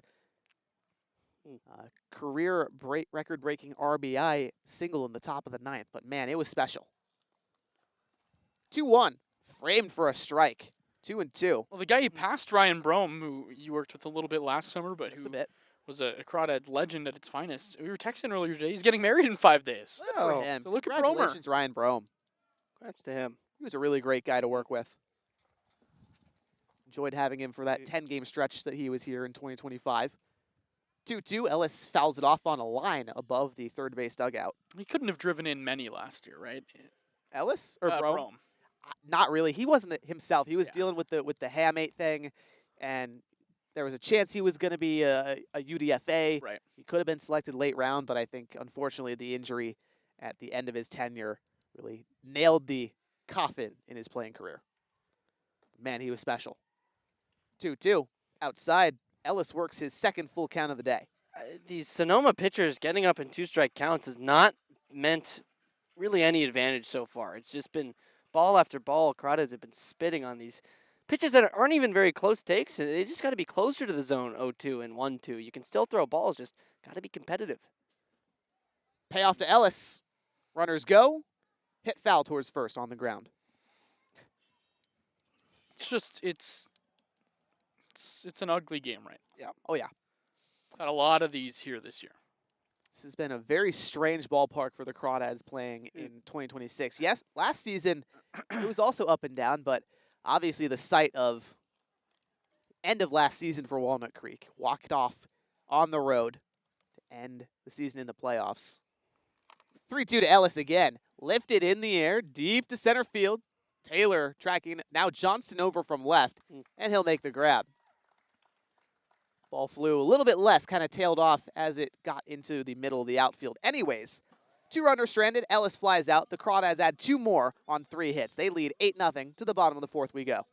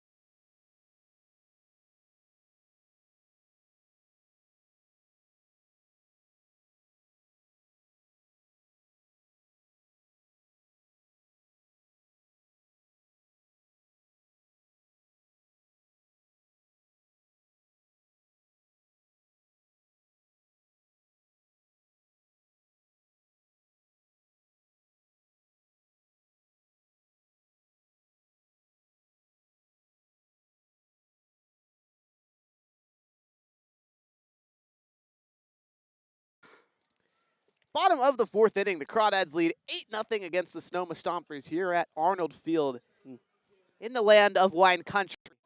Stompers just 1 hit, 2 errors defensively. The Crawdads 7 hits, no errors. Middle of the order drew up Carlson, Vassell, and McCown, but Hudson Aber has been magnificent thus far for Walnut Creek.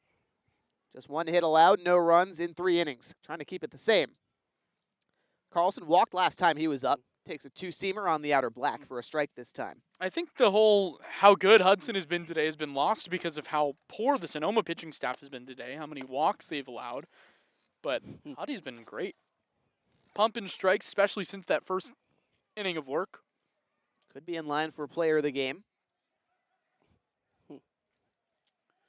0-1 to Carlson. 2-seamer runs well far outside. Clisby has to really stretch out with the left hand and grab it.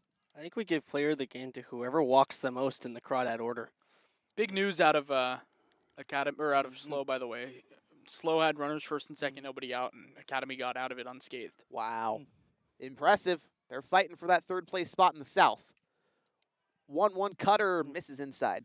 My guy Parker Crystal's pitching right now, which doesn't really make sense because he's not on the roster, and we've been trying to figure out if he's on an on-league roster or something. Slow better be careful of that. They could get a violation from the league for that. There's got to be. It has to be okay because they wouldn't throw him if it wasn't allowed. But it's interesting. Aber 2-1. Fastball lookout up and in. 3-1 to Carlson, and this is exactly how the last at-bat for Carlson played out. Got a first pitch strike from Aber, and then 3 straight balls inside. Was able to work a walk on 5 pitches. That's what he does. Very much so. Looking for his 30th walk this summer in 35 games. 3-1. Skied up foul towards third. Out of play. Bounces off a tree.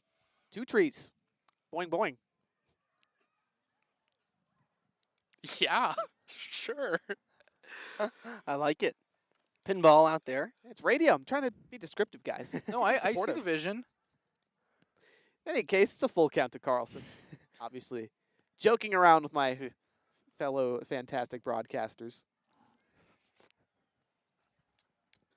The pitch from Aber.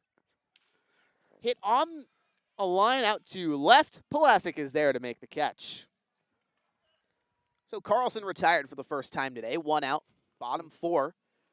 And the cleanup man, Vassell, to the dish. Also another left-hander. And Vassell, I mean, he roped a hit last time into the right center gap.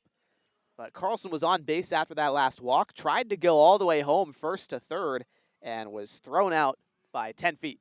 Yeah, that was an impressive relay. Well done all around. And good to see Lucas Carlisle do his thing from second again. I mean, that's a strike home in a high-pressure spot.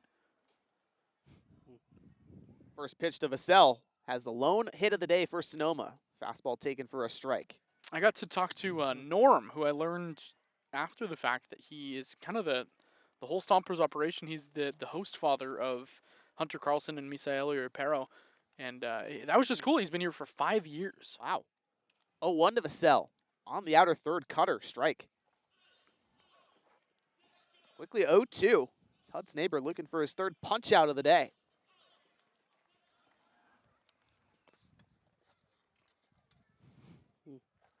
Danville native brings the glove to his letters. Winds and delivers. Fouled back. Cutter at 83 miles an hour. Good spot, right on the inside corner. Not much of a Vassell could do with that one, even if he does put it in play, so benefits him best to just foul it off.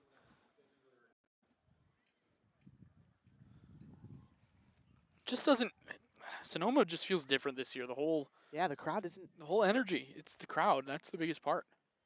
This is the last home game of the season. You'd think it'd be more of a sellout like it was last year, but no.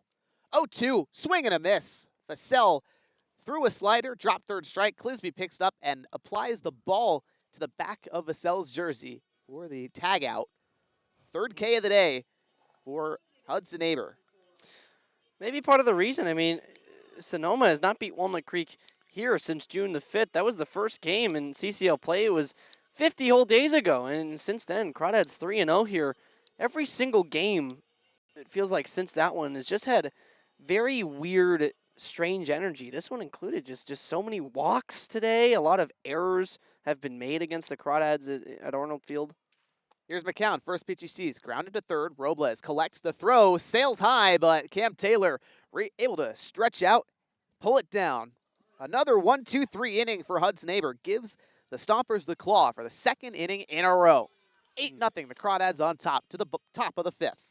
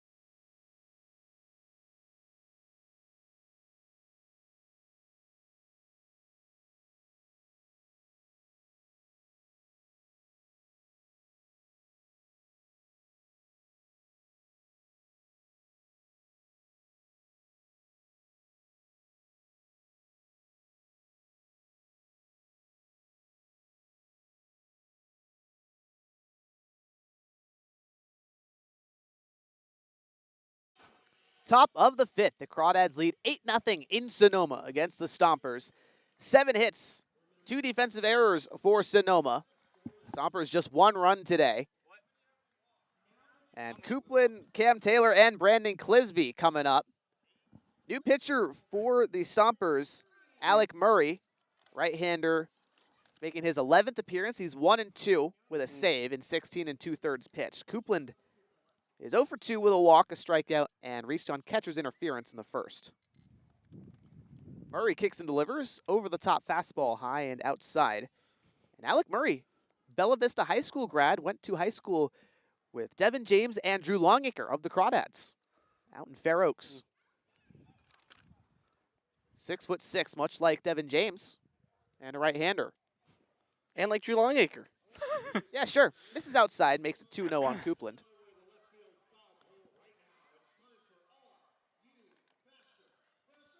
Murray, rising sophomore at Fordham, where Joey Donnelly spent this spring. Wow, Former Crawdad. connections all around. Yeah, he's connected to the Crawdads, just hasn't played for him. 2-0 breaking ball, gets a check swing, called a strike. How about Alec Murray? He knows quite a few dads. 5.4 ERA this summer for the Stompers.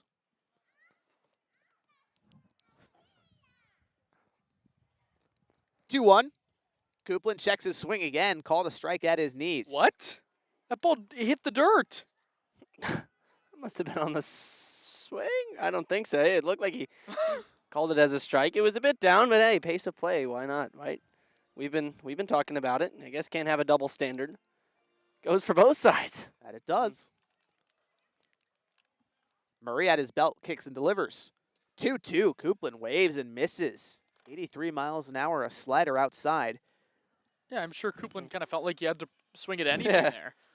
That slider not particularly close, not one that he normally swings at, but kind of had the bat taken away from him that at bat, it feels like. Perhaps so. And now Coupland has been at the plate 4 times today, but his 4-game multi-hit streak in jeopardy. Currently hitless. In any case, 1 out, Cam Taylor to the dish from the left side, who's walked twice and struck out once. Murray over the top delivery gets fouled off. What's crazy is the way this one's gone. Even in the 5th inning, Coupland could still extend that multi-hit streak. I mean, he's, again, the way this one's gone, in line to get a couple more ABs, a couple more plate appearances.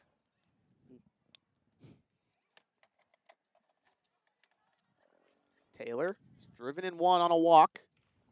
Swings and misses at 0-1 fastball, top of the zone. 0-2, and right now, Alec Murray just kind of pumping in strikes. It's what the Stompers needed. So far, Matherly and Seo really struggled to locate. 8 walks dished out between the two of them. 0-2 to Taylor. Fastball high and in. Taylor, last year of eligibility, spent this fall at Abraham Baldwin Agricultural College as a rising redshirt senior. 1-2. Hit in the air to center field. Taylor tracking it down, moving over to his right, makes the grab. Taylor on Taylor crime. Yep. Chase Taylor's so good out in center field. I mean, he's feels like any ball that's hit in the air to center, he's going to track down. Pretty much. I mean, we talk about how Lucas Carlisle is a vacuum for baseballs at second, as is Chase Taylor in center field for the Stompers. I mean, Crawdads have not been able to get gap hits against him. Bryden Bull the other day said something about, you really don't need speed to play in the outfield. You just need good jumps. And, well, Clisby takes a strike, fastball down the middle, 0-1. I was going to say Bull and Taylor have both of those things. And you see, I mean, it just makes it look so nice. Really good read by Taylor there. Just instantly first step back to the right, and the gap plugs it up. 0-1 for Murray. Breaking ball high and in. 1 ball and 1 strike to Clisby. 1 for 1, 2 walks, has driven in 2 runs on both of those walks, and also a single in the 4th for Brandon Clisby. Have a day, kid. On track to become one of the top Crawdads of all time if he keeps playing in the creek. 1-1, fouled off above the first base bullpen. I think it'll be hard for anyone to catch up to the Ryan Ellis records. For one part, because he played 4 years here, but also because the schedule has changed. It used to be you knew you were going to play 40 to 45 games in a summer. Now these guys are usually getting 30 to 35 in a summer, just in terms of the off days as well. Right. 1-2 to Clisby. Chopped on the ground to short. Yuri Perro collects and throws across the diamond. First 1-2-3 inning for the Sonoma pitching staff. Crawdads finally retired in order. And now to the bottom of the 5th we go. Harry Setrakian will take over on play-by-play the rest of this contest in this evening.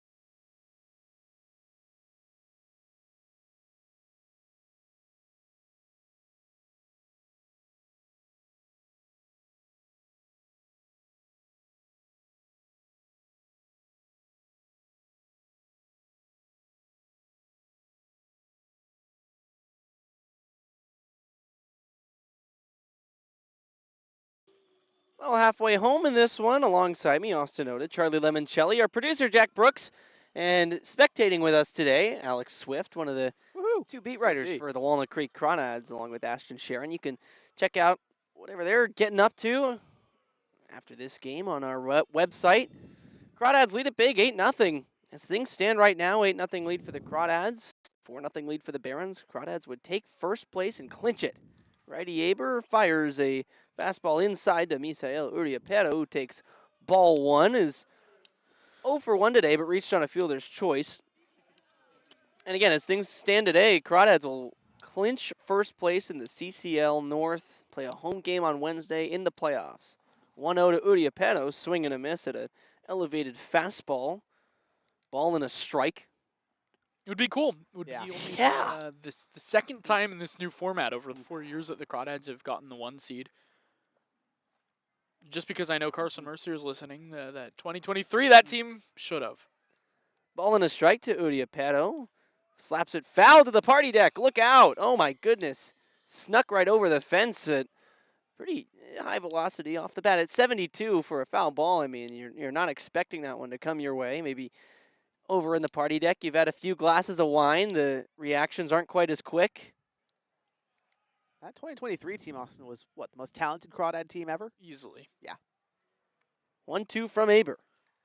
It drills Uriapero in the back shoulder blade. That one just way up and in on him, so he'll take first in a 2-strike count. Aber lets him off the hook, but Carson, by the way, he turned it off. Oh, yeah. Well, he wanted to hear Charlie and not you. Yeah.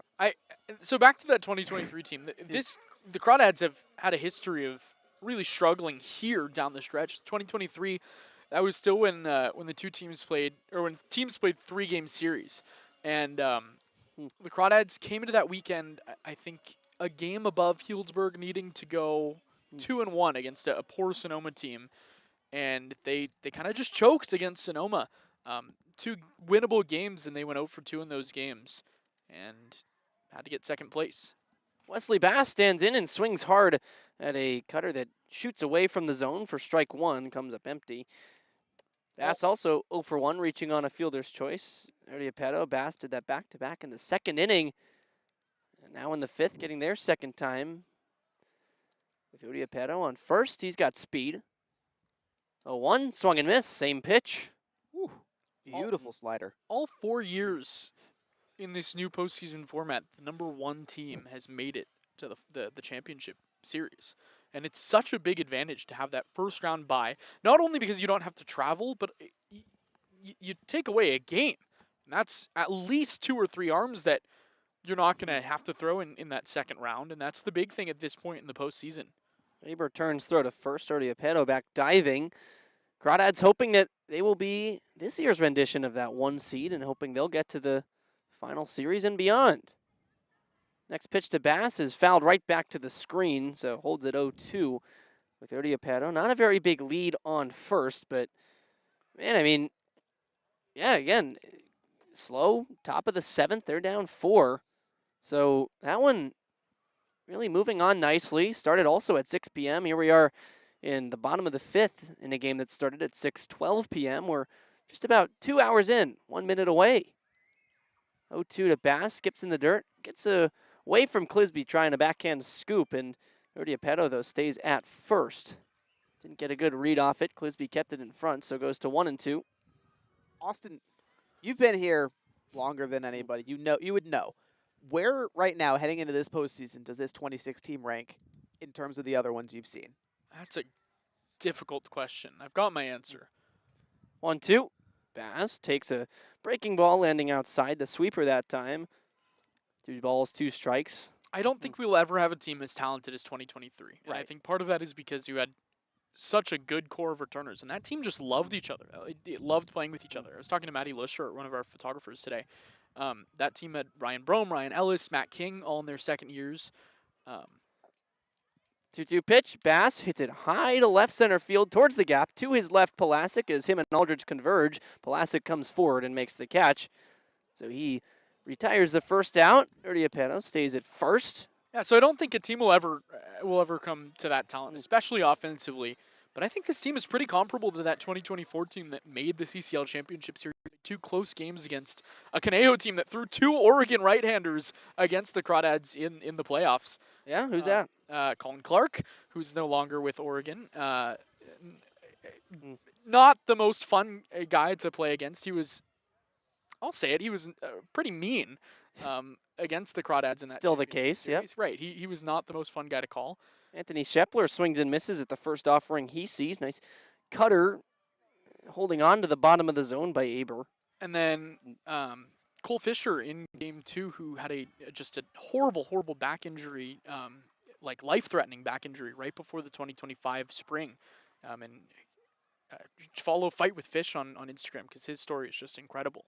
0-1 to the lefty. Shepler takes a backdoor cutter in there for a strike. Goes 0-2 for Aber, who's really controlled this outing so far. Just one hit through 4 1/3 innings pitched. This is as deep as he's gone into a game, and his first start not at Monte Vista High School. Austin, what are some of the differences you see between 2024 and 2026 for the Crawdads? What gives you hope for this team to go even further than 24? 0-2 pitch to Shepler. Swing and a miss.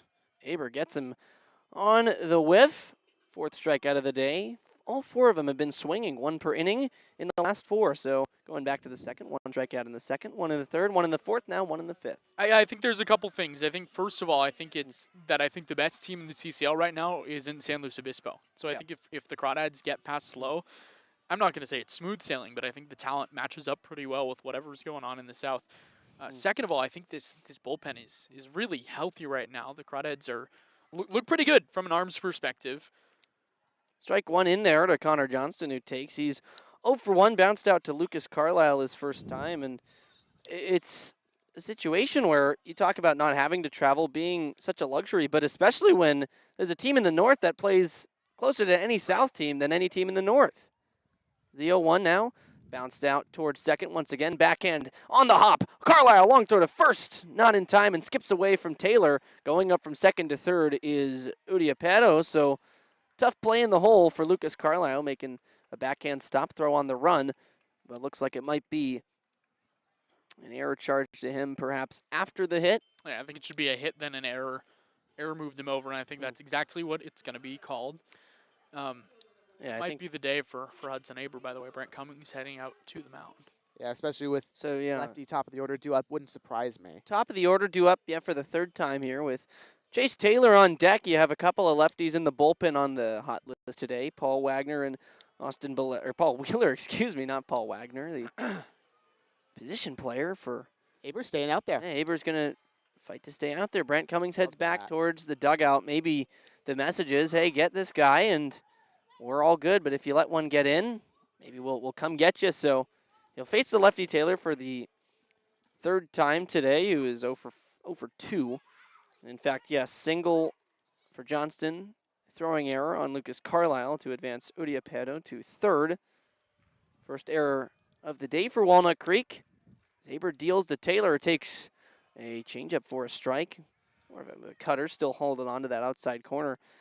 No balls in a strike, but again, back on that point, if Slow plays Tuesday, beats Sonoma, and at Sinsheimer Park, they come up, 3-4 hours to Walnut Creek and play the same day. Or maybe take a night off as this one popped up back behind home. It will sail out of play, but it's a lot of miles. And you saw how when the Crawdads went down to Arroyo Seco, it can really tax a team. Down in Slow, Academy had runners first and second, nobody out, tried to lay down a sack bunt. Slow thought it was going foul. It stayed fair. Bases loaded. Nobody out in the 7th. Wow. So big run scoring opportunity for Academy. One of the better run scoring opportunities here for Sonoma as well, with runners on the corners and 2 outs. Top of the order up, 0-2 to Taylor. Fastball way up and out of the zone for ball number 1. Aber looked for a chase there. Up 0-2 in the count. Up 8-0 in the scoreboard. Here in the bottom of the 5th inning at Arnold Field, a game that is already drawn on thanks to a plethora of Sonoma walks. The 1-2, hit hard, passed first, but foul. Bit too out front was the leadoff man and center fielder Taylor, who's leading off, but 4 for 25 against the Walnut Creek Crawdads this season, including the 0 for 2 today, but has worked 9 walks against this Crawdad pitching staff. Only one who's walked more is Hunter Carlson. He got 11. So top of the order guys who can get on base for a team that leads the entire CCL in walks. Another 1-2. Aber fires. Take in just up above the zone for ball 2. And boy, oh boy, MLB Academy. A double that scores 2 runs. 6-0. They lead it in the top of the 7th. As Aber continues to work on Chase Taylor, righty versus lefty. Infield swung around to the pull side. 2-2 taken outside.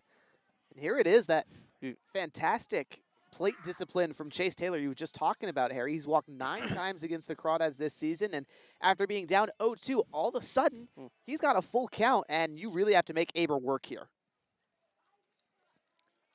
Being a tough out for what is potentially Aber's last batter. The pitch. Take in just inside.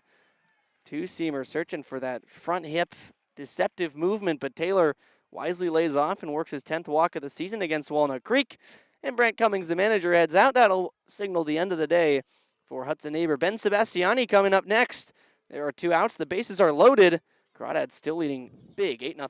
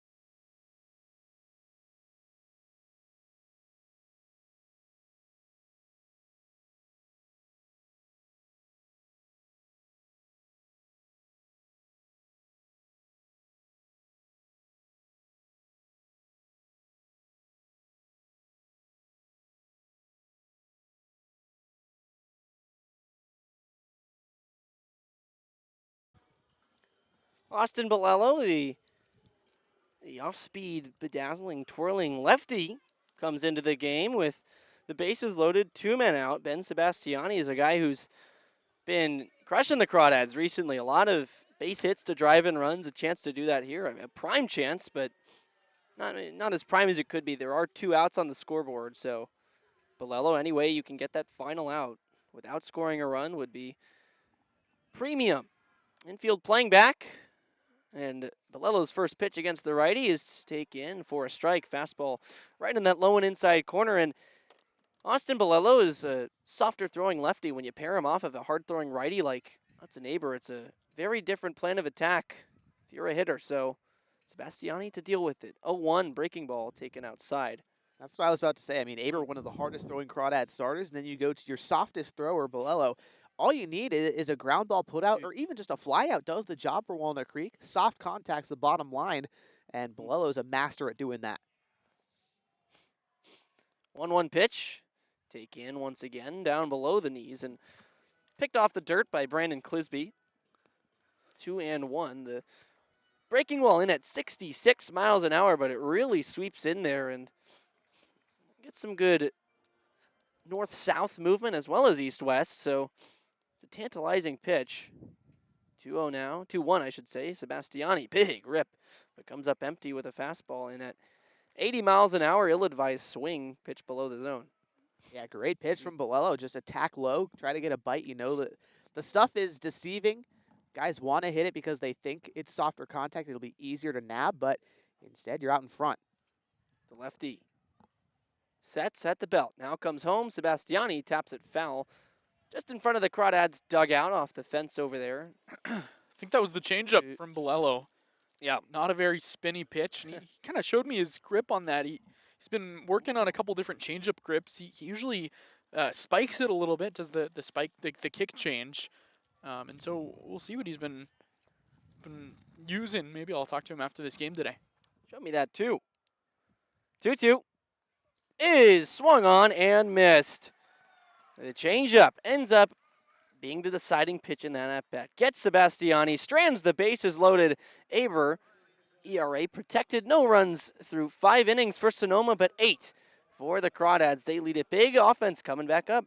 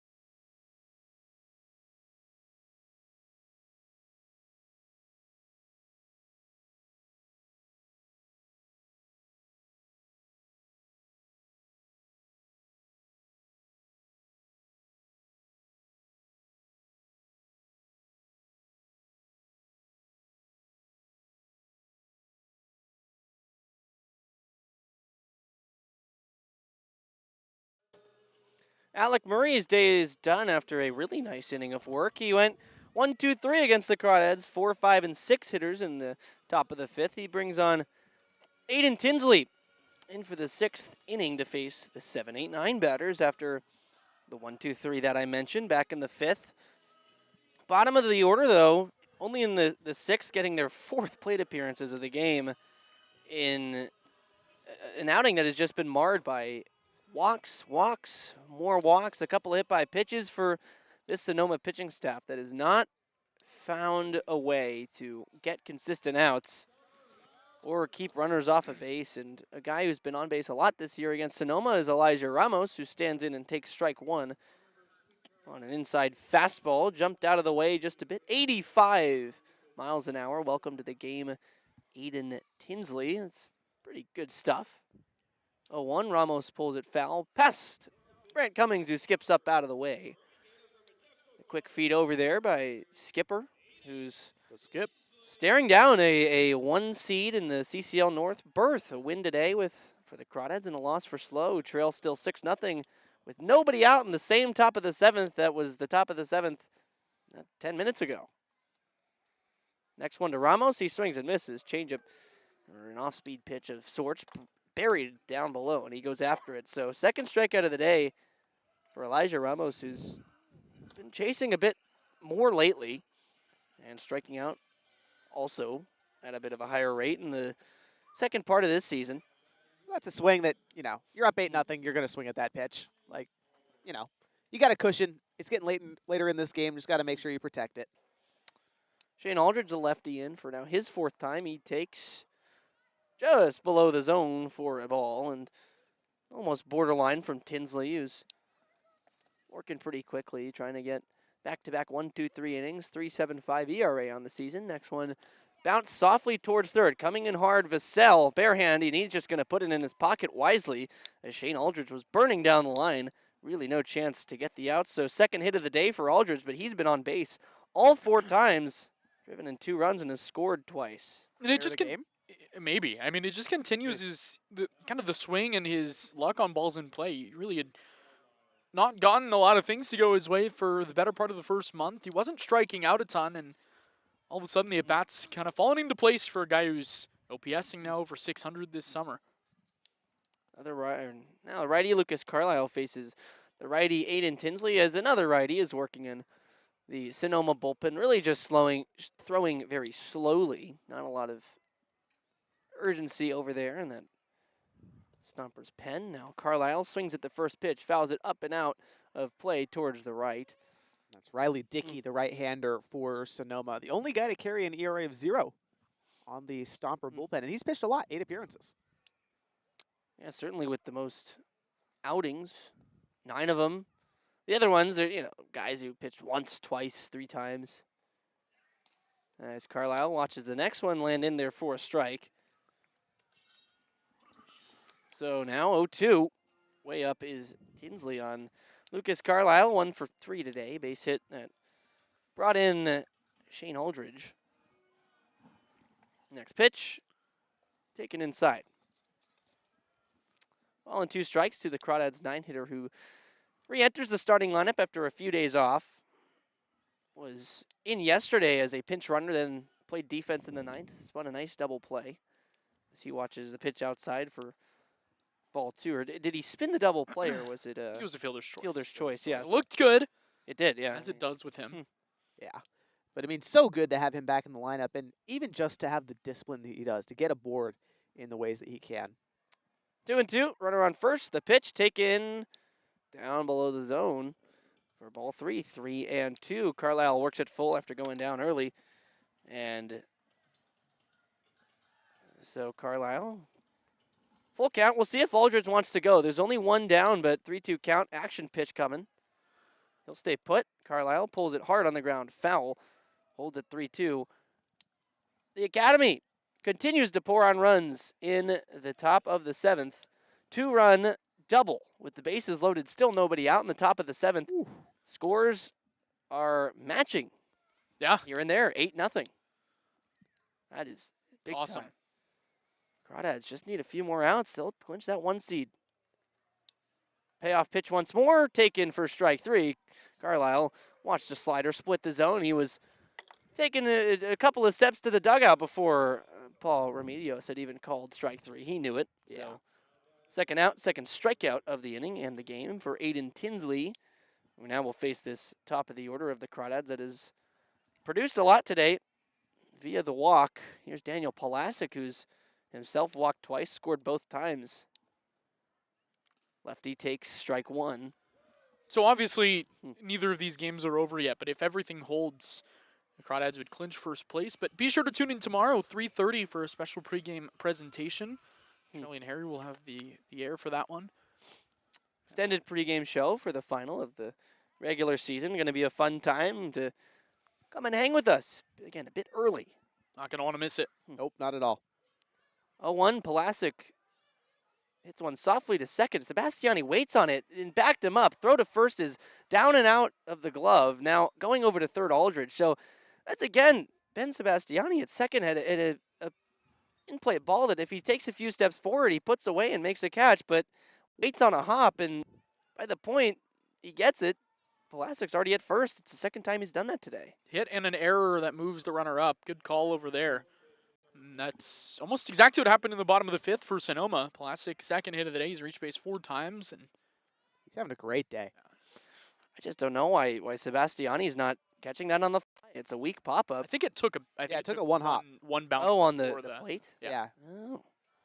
No, in the Hit infield. distance 1 foot 7 inches. Yeah, you're right. Yeah, exactly. Basically right on the plate. Robles fouls the first pitch off. Okay, excuse me for my... But still, it's Disgust. one that I think if you charge, you might have a little bit of an easier play. You got to get it on the high hop. Yeah, you don't want to get the tweener. And Sebastiani got the tweener, and it looked tough.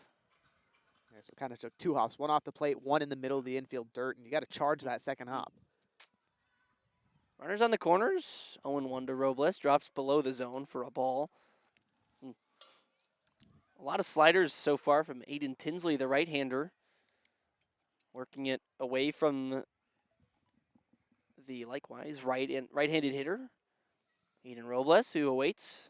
Now swings and pops it up past first, back of first, I should say, maybe in the fairground, but now tailing foul, diving for it, Bass. He winds up a few feet short from right field, and so it drops down for a foul ball. Strike 2 to Robles, 1-2 count.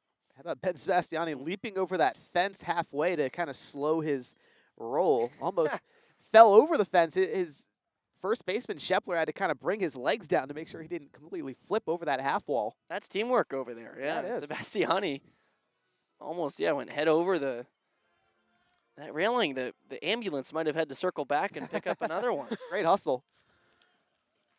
So anyways, it's now 1-2 count. Runners remain on the corners with 2 outs. Pitch is bounced to third. Vassell leaps up to make the play. Long high throw to first is in time to get Aiden Robles lumbering down the line. So 2 base hits, but 2 strikeouts.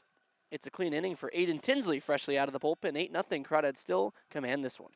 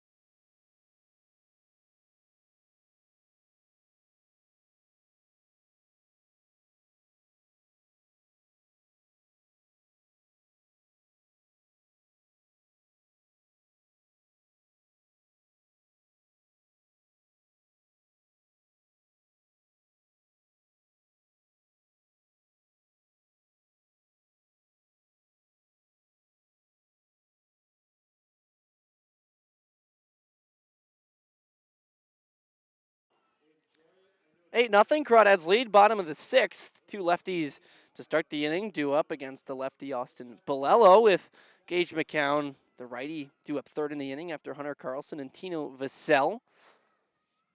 As they look to face a tough lefty, as I mentioned, in Austin Bolello. First pitch, Carlson flares it up, foul in the air, back and left of home plate for strike 1.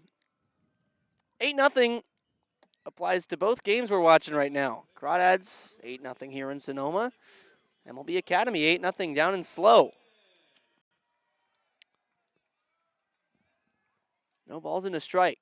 Bolello deals down low. Carlson takes a ball. 1-1, and this game is miraculously almost caught the Slow game. Top of the 7th in that one. It's been the top of the 7th for a long time in an otherwise pretty briskly played game. As now Bolello's 1-1 is taken outside. 2 balls and a strike, but this game was really flagging along in the first 4 innings. 8 walks via the Sonoma pitching staff. Since then, though, the last 2 innings, no walks. The 2-1 to Carlson. A breaking ball skips in the dirt. Nice pick by Brandon Clisby with nobody on and nobody out. But a tale of 2 very different 8-0s. Very much so. I mean, down there in Slow has been a hit parade. This one, a walk parade. 3-1, and just on cue, there is another walk on a pitch outside to Carlson. His 2nd walk today. The 4th walk of the day for the Sonoma lineup. You got to attack the Yeah. Sonoma hitters. I mean, sure, it's the middle of the order, but if you're Austin Bolello right now, just throw strikes. That's what you're really good at. You would do soft contact when you do. Luckily, only 1 base runner on, no outs. You can roll a ground ball double play here. Just force Vassell into some weak contact.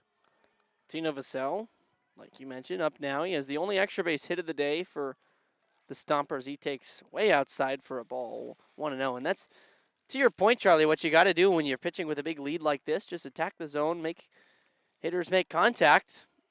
Is Bolello behind 1-0. Good time to challenge the hitter. But instead, the 1-0 is way up above the zone, taken for ball 2. And I'm almost marveling at the fact at how similar these games are. If you look at Walnut Creek and Academy, Walnut Creek, 8 runs, 9 hits, 1 error. Academy, 8 runs, 11 hits, 1 error.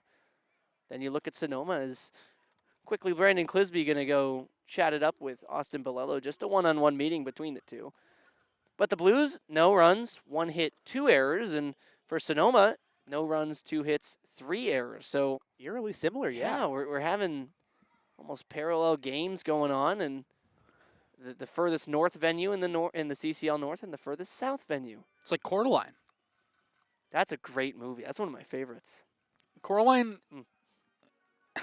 I'm sure is really good. I saw it when I was like 5, and it was horrifying. 2-0 pitch, bounce to first, coming in hard. Taylor, he'll throw to second for 1. Ramos' turn to first is not in time with Taylor covering. Scampered back to the bag on the back pedal. So a nice job to get the fielder's choice and the leading runner out on the 3-6. But my goodness, man, I'm watching did your parents show it to you?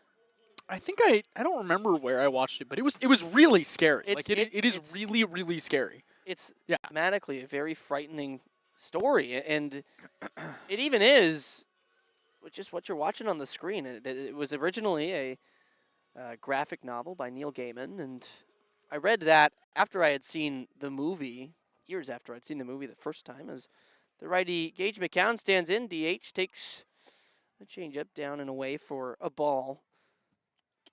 And the book, I mean, the film is claymation, which is really, really cool. Very rare medium nowadays especially. But the book, it's very more realistic. The 1-0 also down low, same spot, taken for ball 2. But it's pretty freaky. Have you done the claymation studio at the... I don't know what it's called anymore. In San Francisco, I know the what you're Zeum. talking It about. used The to be Zeum. the Zeum. Yeah, the Zeum. I don't know what it's called. They changed it. I think it's like the Children's Creativity Museum. Yeah. I grew up there. Got a lot of good claymation films there.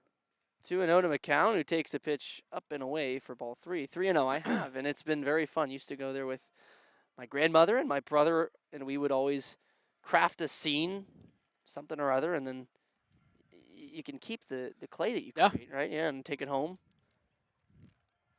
3 balls, no strikes. Way ahead, McCown. The pitch, he just stands like a statue and takes ball 1. Takes strike 1, excuse me. Put the bat on his shoulder and left it there. Charlie, you ever done claymation? I cannot say I have. I haven't been to that museum. I've been to the Cal Academy of Sciences in the Dion when I used to live in Dublin, but not the one you guys talk about. 3-1's in the dirt, ball 4. So a tough start to the inning for Bolello. Walk, fielder's choice walk, but those are all really great spots that throw me back to the childhood. And the studio that did Coraline, what it was, Focus Features, they also did that movie Paranorman, and they were all over the claymation scene in the late 2000s, early 2010s. Really, really impressive work, and that's become one of my favorite films. And I think, Austin, you should watch it in your older age now.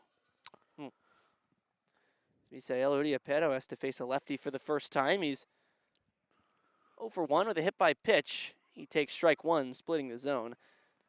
Kind of talking about, to keep this tangent going, the that freaked you out as a child. How about Toy Story 3, man? Like, really? Yeah, the monkey scene, the clapping monkey on the surveillance cameras, that was freaky as heck, man.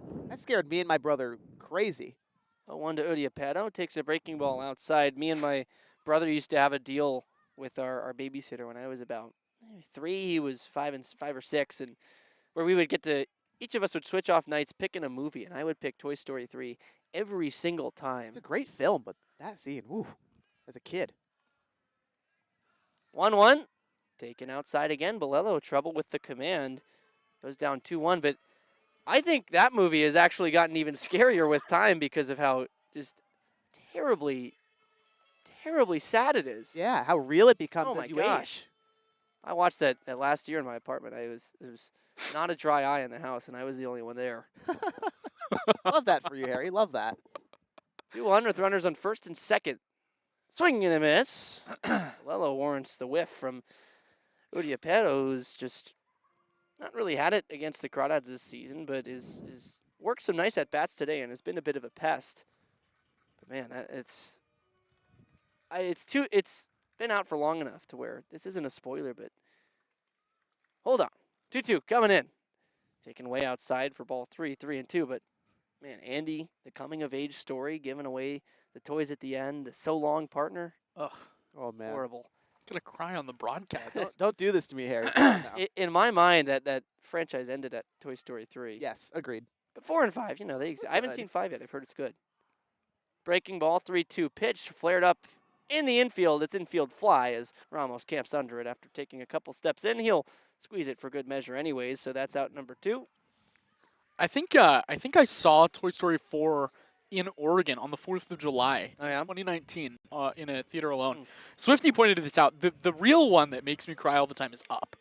Up Oh, is yeah. Up Yep, is good one of the shout. best movies ever. You're in that movie, right? Harry, give me some. Give me some. Elite shout. Yeah. All right. Wesley pass. The righty facing the lefty. Bolello, 2 down. First and second. We still got a ball game, but this one off the hands towards the middle on one hop. Carlisle backhand attempt. Can't come up with it, and he's left with no play. It was off the heel of the glove, kicked away, and kept it almost close enough to try and scoop it up, make a play, but just kept it out in front of him. So bases go loaded. I think that saves a run though. Yeah, exactly. I was going to say. Right, yeah, even though it's a hit, saves a run. I mean, that should have been a ball all the way to Aldridge on the ground into center field. Instead, Carlisle is able to knock it down, keep the runner at third.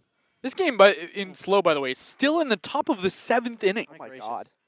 I 11 want to see when this inning started. 11-0 now. The Barons lead it. It's got away from slow. Crawdads have to lock it down now. Bases loaded. Shepler gets hit by the first pitch that Bolello throws.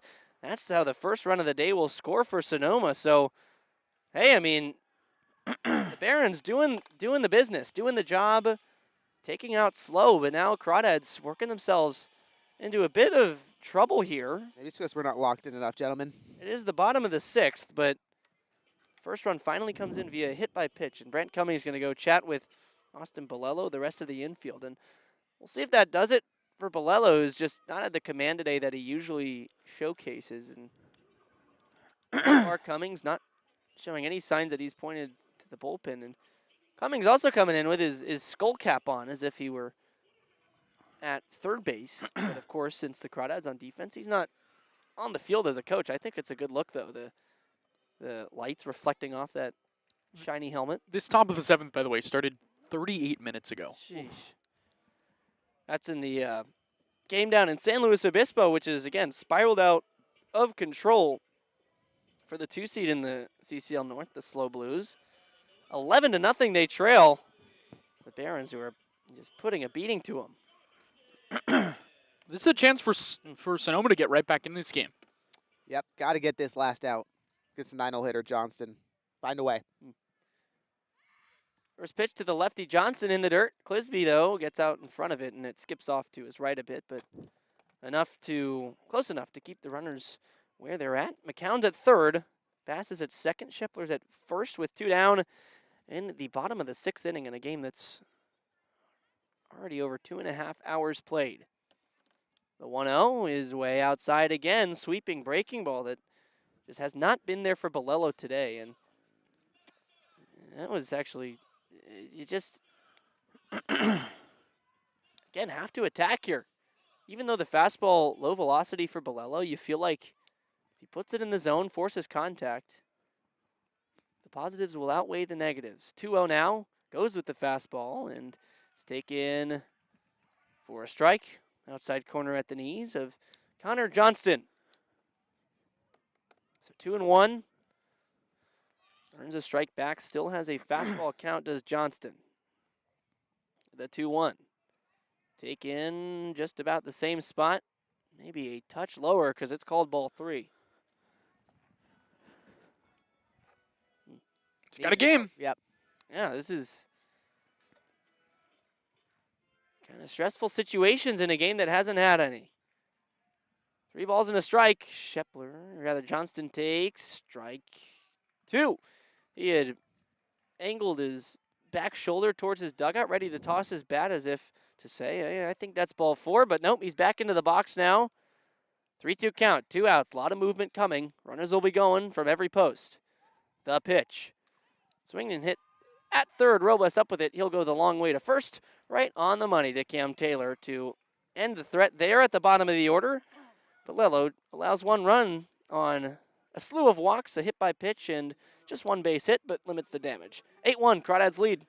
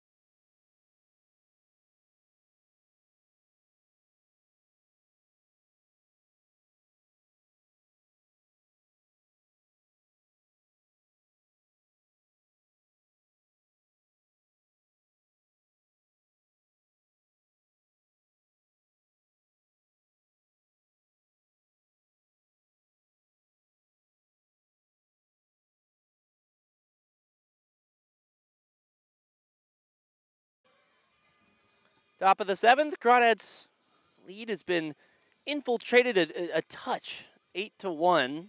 They still hold great command in this one, which has marched on very, very slowly for the most part, as we've seen a lot when these two teams meet, especially here, as mid-inning gimmicks sometimes extend the game, but today it's been walks, walks, walks, walks. A little bit of both, perhaps as well. But anyways, for the Crawdads, a guy who can work a walk, Ryan Ellis leads things off with Joe Coupland behind him, and Cam Taylor will be the third due up. That's 3, 4, and 5 in the lineup, which has produced 9 hits, 8 runs. As Aiden Tinsley continues to work after a nice 6th inning where he faced 5 batters, got 3 outs, 2 strikeouts, and now Hunter Carlson going to trot out and meet him again. This is the second time they've chatted, and it's not Aiden Tinsley. Riley Dickey's now out there to pitch, so another righty, but not the same as last inning. Excuse my error there. Tinsley, the 1 inning where he faced 5 batters, gave up 2 hits and had 2 strikeouts. The only inning he'll throw today. So Riley Dickey's first pitch of the day against Mr. Crawdad. Ryan Ellis is taken for a strike. Fastball landing in there. Good start for Dickey, the right-hander who has pitched against the Crawdads before this season.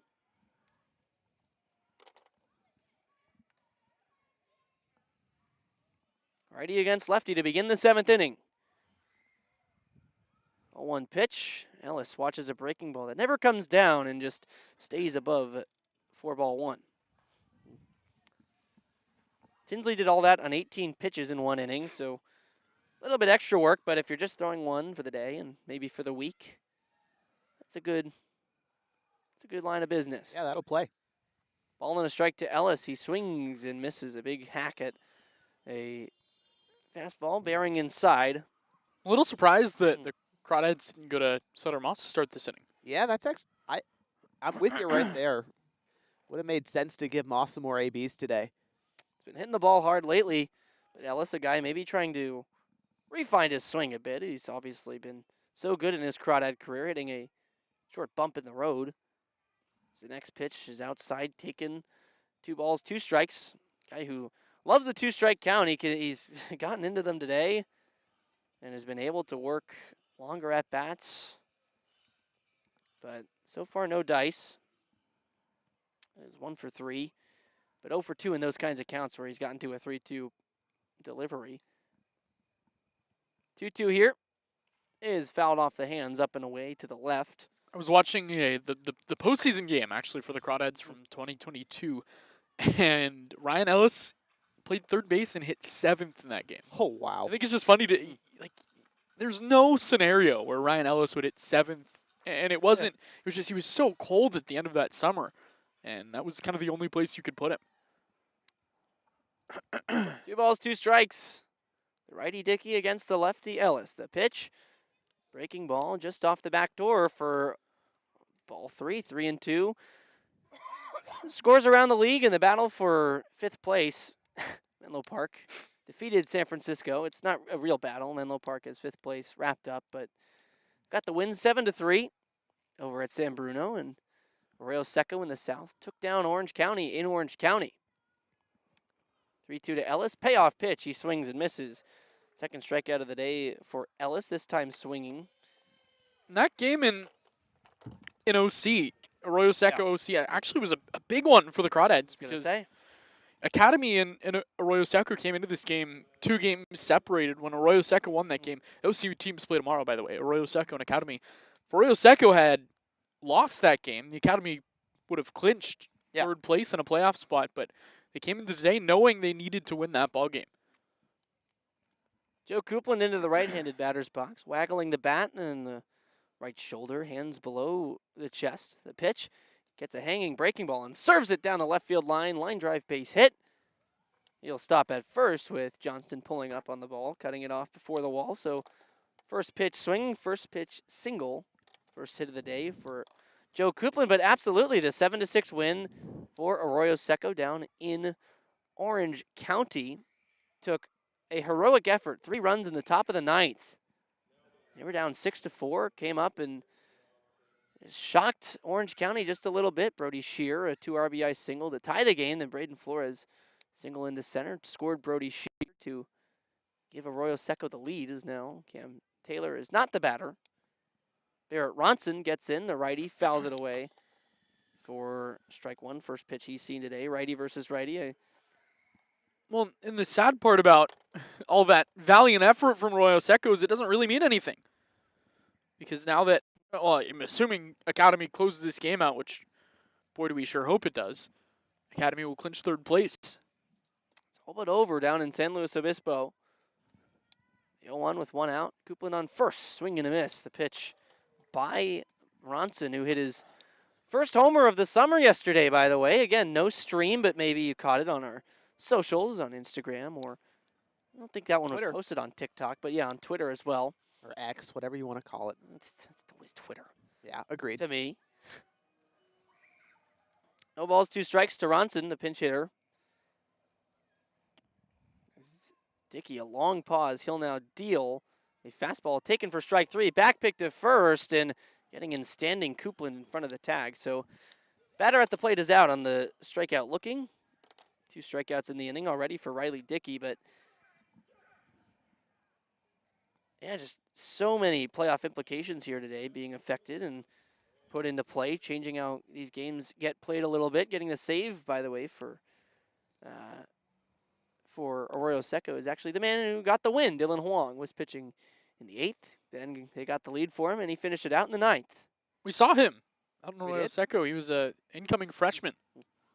Clisby swings and misses at the first one he sees. He's 5 times up, 5 times swinging at the first pitch. But is 1 for 2. He's gotten on 3 times, 2 walks as well. Both walks drove in runs. And after the single he hit in the 4th, he came around to score a run of his own. 0-1 takes a slider, biting the outside corner for strike 2. We kind of talked about this earlier, guys, but the crowd this year for Sonoma just hasn't quite been there. You can even, to that effect, you can hear crickets behind us right now. Literally. We are a bit estranged from the crowd, but still, you'd hope they're making enough noise for us to hear it all the way out here in deep left center field. 0-2 to Clisby with 2 down. Dickey looking for his 3rd strikeout. The pitch is fouled right back into the right of home plate, but Clisby continues to fight, and this game started off with pretty solid attendance too. We're staring directly down to the bleacher stands behind home plate, and they were pretty full now, just about, I don't know, 40, 30%. Count holds at 0-2. Dickey, high set from the chest. He'll deal. Clisby half swing, but stays alive. It clicks off his bat to the backstop. Those the other action that's completed today. Again, the 7-3 win for the Legends, a 7-6 win for the Saints. Active right now. Academy Barons up 12-0 on San Luis Obispo. There's a fireworks show after that game. It's going to be a sad fireworks show. We sure hope so, man. Game's If not the over. score holds, yeah. Right. No balls, 2 strikes to the tall catcher Clisby. He hits it towards the middle, over from second, scooping it. Sebastiani has some trouble now. Throw to first is not in time. He just is having a really rough day over there at second. He had it in his glove. Looked like he maybe wanted to flip it to second, then halfway through decided to try and throw it to first, but he had already flipped it out of his glove, and so it just came out of there. And it would have been an easier play to flip to second. He was right behind the bag, and Odiapedo was there covering. But instead, it's an error. Brutal. Ugh. Indecision leading to an error. So that gives Elijah Ramos a chance he didn't think he'd have. He's 0 for 4 today, looking for some success as he swings through the first pitch for a strike. Not successful there. Just not a very Ramos-ish day. Not at No, all. not at all. And that is mostly because of the 2 strikeouts. We just do not see him strike out, ever. It's picked up a little bit as the summer's gone on, but still think of him as a very low-K guy, just about 10% coming into today.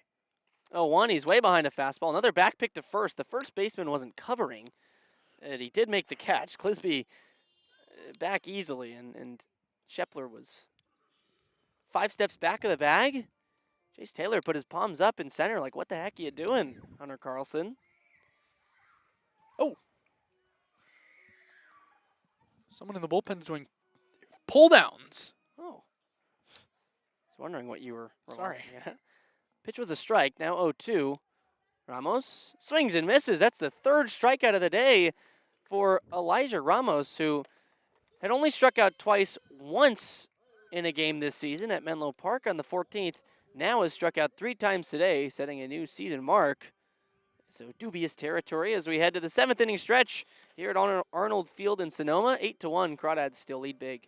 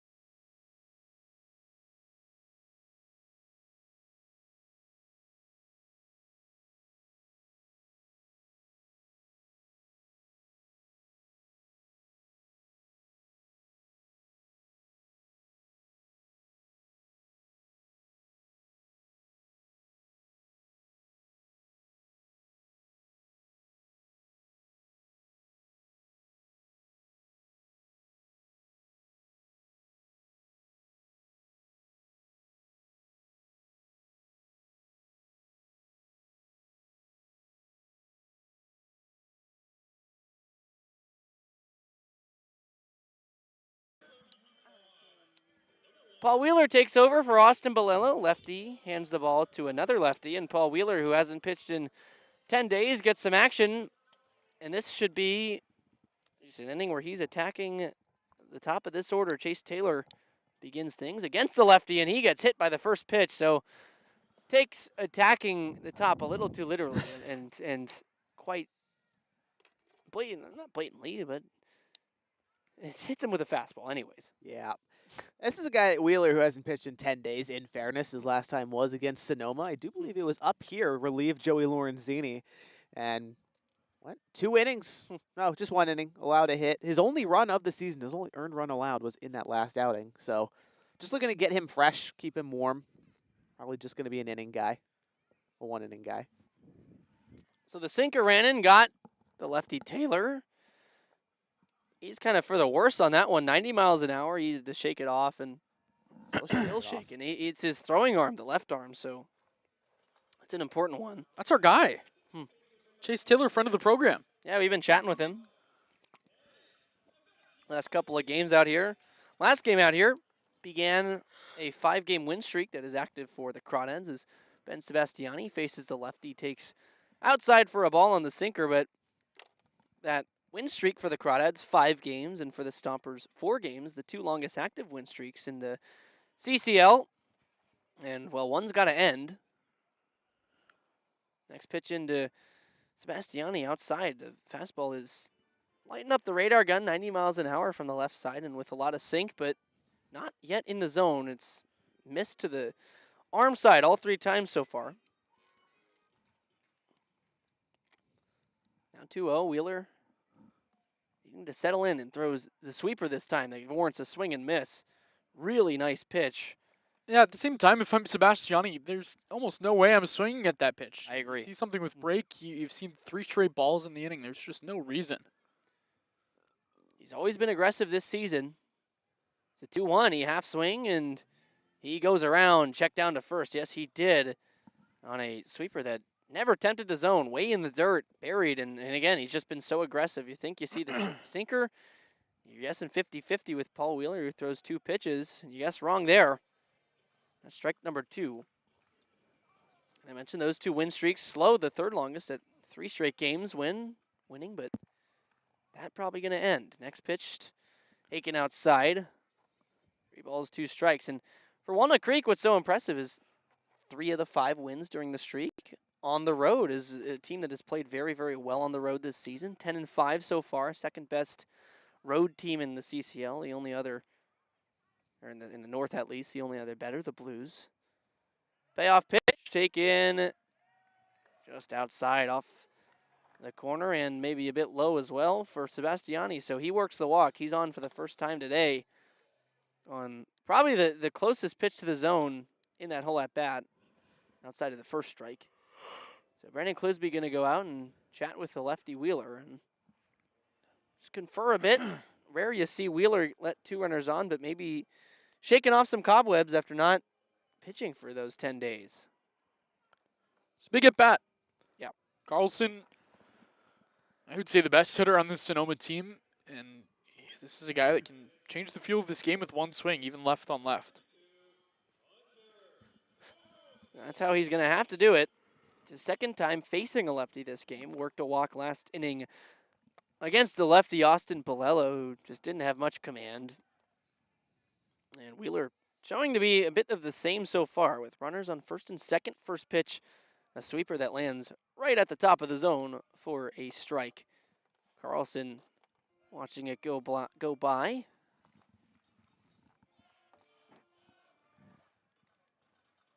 Let's go Stomper Chance trying to get their team to rally for the 7 runs they're trailing by. Still time to do it here in the 7th.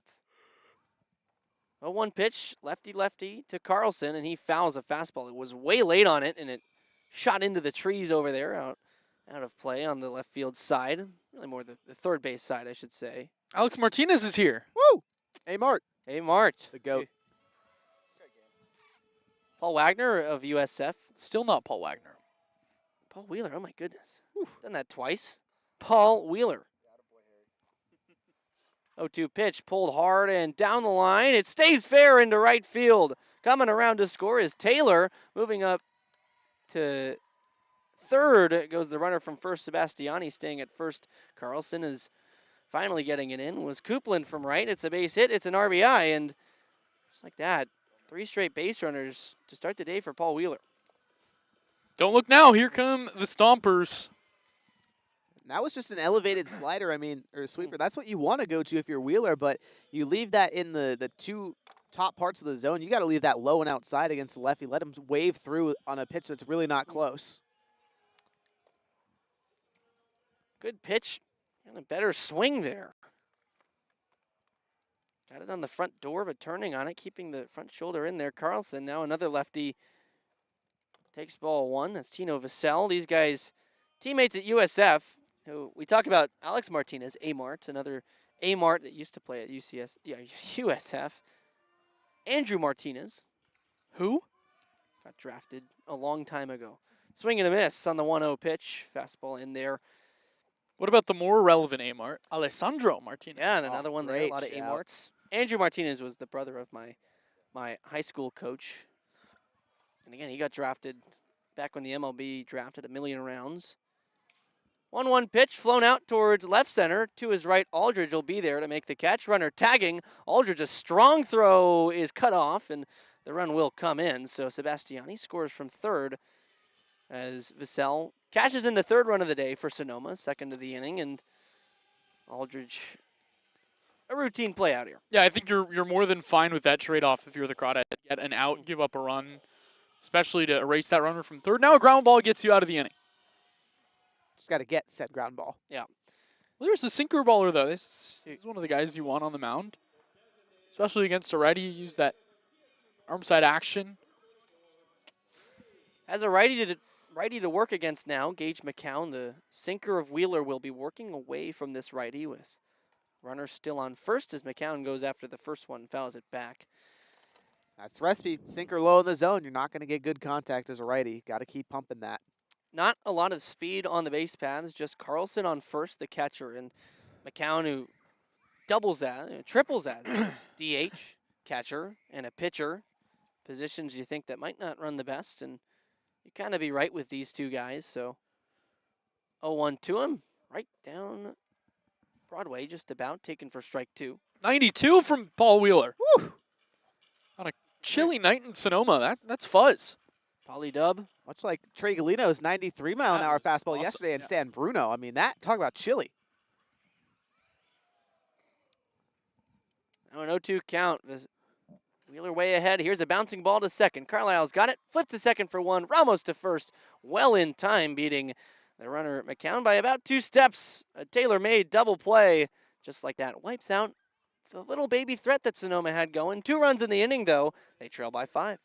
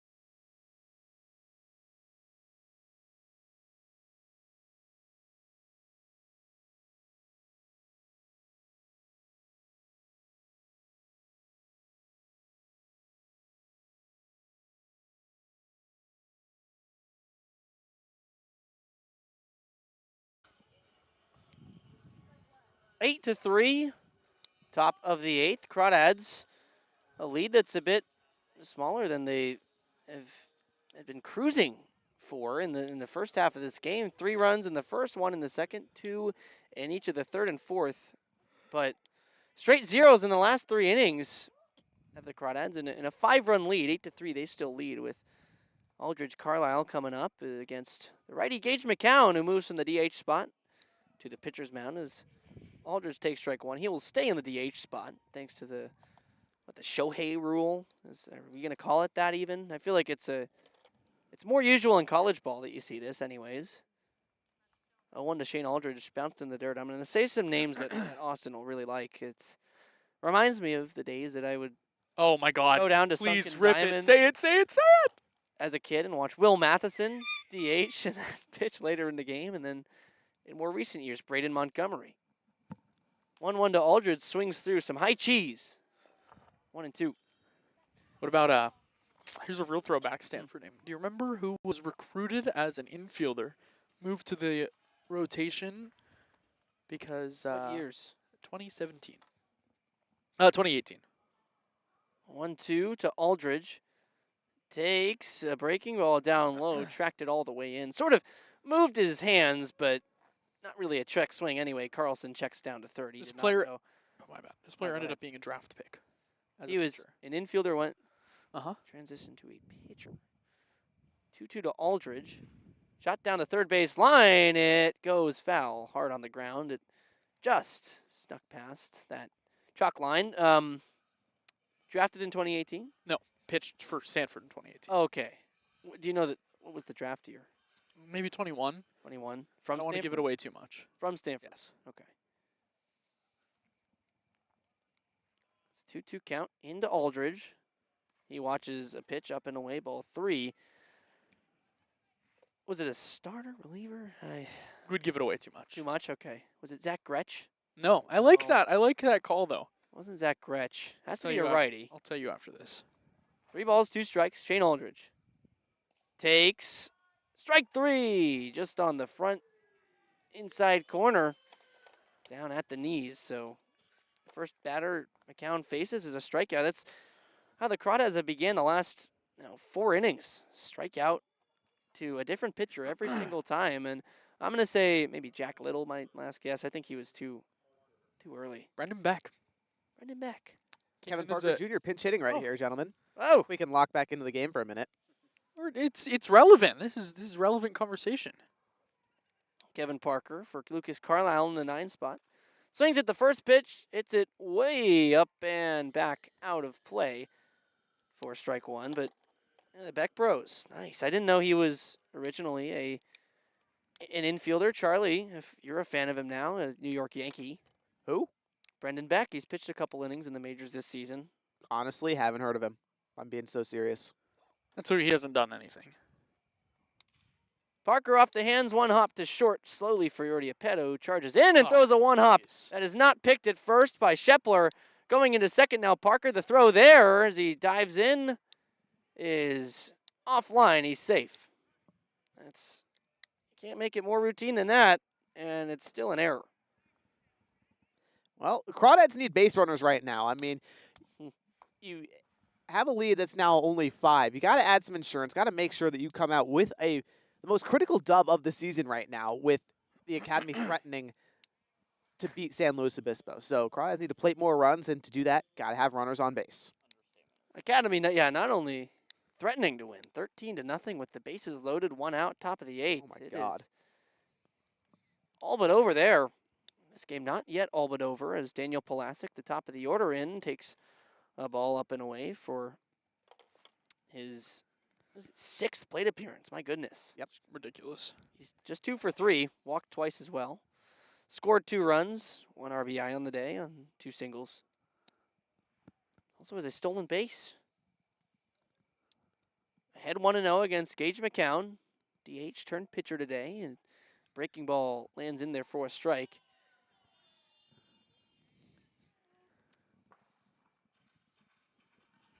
So 1 ball, 1 strike. Back on Brendan Beck, the Beck Bros, pitching for Great Britain in the World Baseball Classic together. That was cool. 1-1 Pulaski fans it foul off the left side. Maybe the Sebastiani brothers will play for Team Sonoma Cousins. and The cousins, oh, right? the cousins, excuse me, will play for Team Sonoma in the Yeah. CCL Baseball Classic. Sure, something like that. That's what they did basically last year in the CCL Championship. That's basically what that is. Yeah, exactly.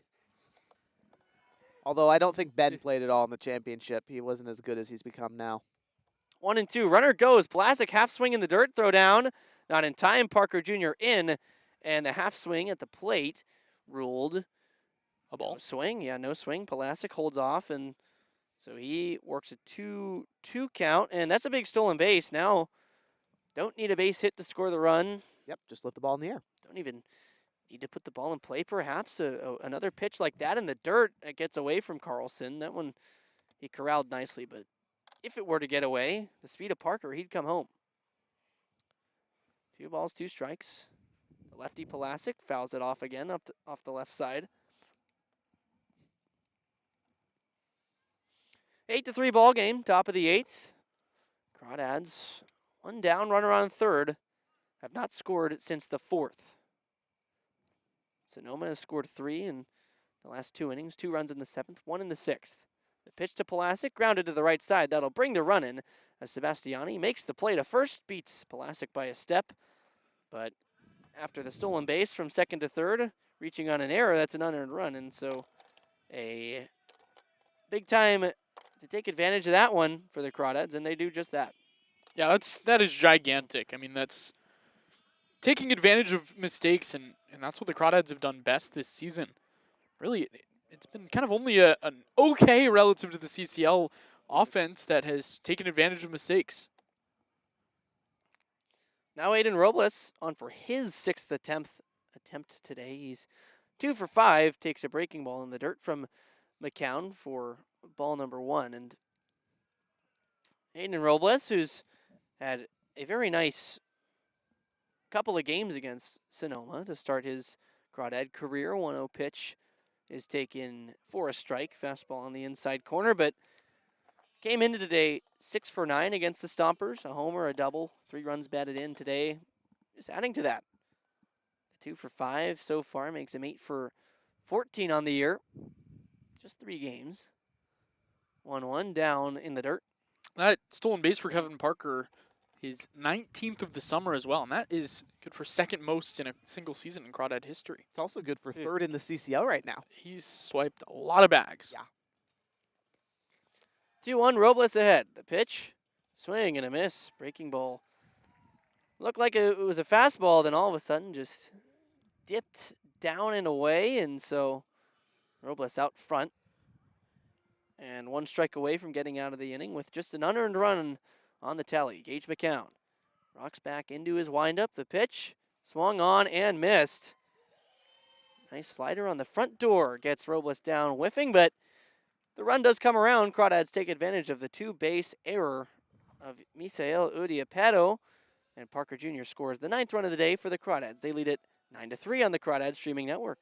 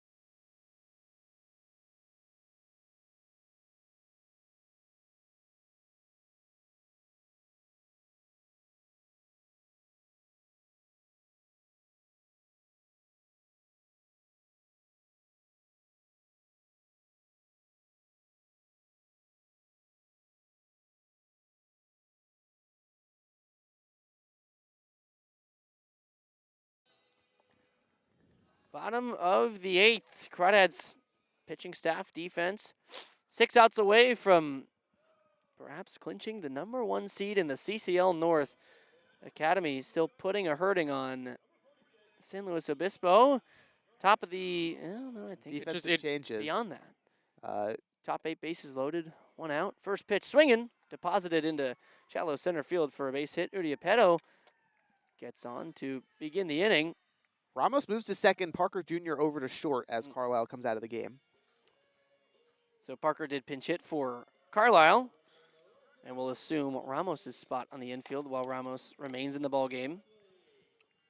I think I don't know what's going on in that Academy game because, just kidding. It just updated. Kevin Spear, the catcher, is in, and it's 15-0. Wow. Whew. I'm going to say it comfortably. Crawdad 6 outs away from the #1 seed. Wesley Bass takes a fastball just high for a ball. Wheeler maybe thought he had that one, took a little extra pause, and I thought it looked pretty good from here. Trackman says, right on the tip. Could have gone either way. 1-0 now, way outside. That's a ball.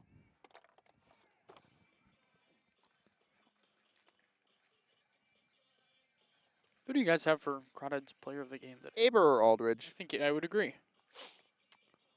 I think just to mix it up, Aldridge. Yeah, I Love like it. that. Yeah, Sure. Aber, it's just like every time he goes out there, he's a lock. 2-0 pitch is swung on and missed by Bass, a challenge fastball up in the zone. I mean, that's obviously a credit to what Aber's done and how good he is. But sometimes, you want to recognize the offense on the days that he's out there too. Absolutely, and this is arguably one of Shane's best games as a Crawdad. 2-1, bounced high off the plate. Wheeler looking over his head. He's going to make the play behind the mound. Throw to first is in time. That was a tough one. He was waiting and waiting for it to come down, looking up like he saw a UFO, but made the play. Very level-headed. Looked back to second. Saw Uriapetto was there in time. Spun through hard to first to Ronson over there, and that's out #1. So After today, by the way, Hudson Aber, season ERA 1.27. The Crawdads hang on to this one. He'll go 3-0 with a 1.27 ERA. Not bad. ready to go for the postseason. Lefty-lefty now. Shepler against Wheeler. He comes up empty. The swing by Shepler on a 92-mile-an-hour sinker that couldn't have split the zone more, but when you throw it that hard against another lefty, you can get away with that. So 0-1 now to the lanky lefty.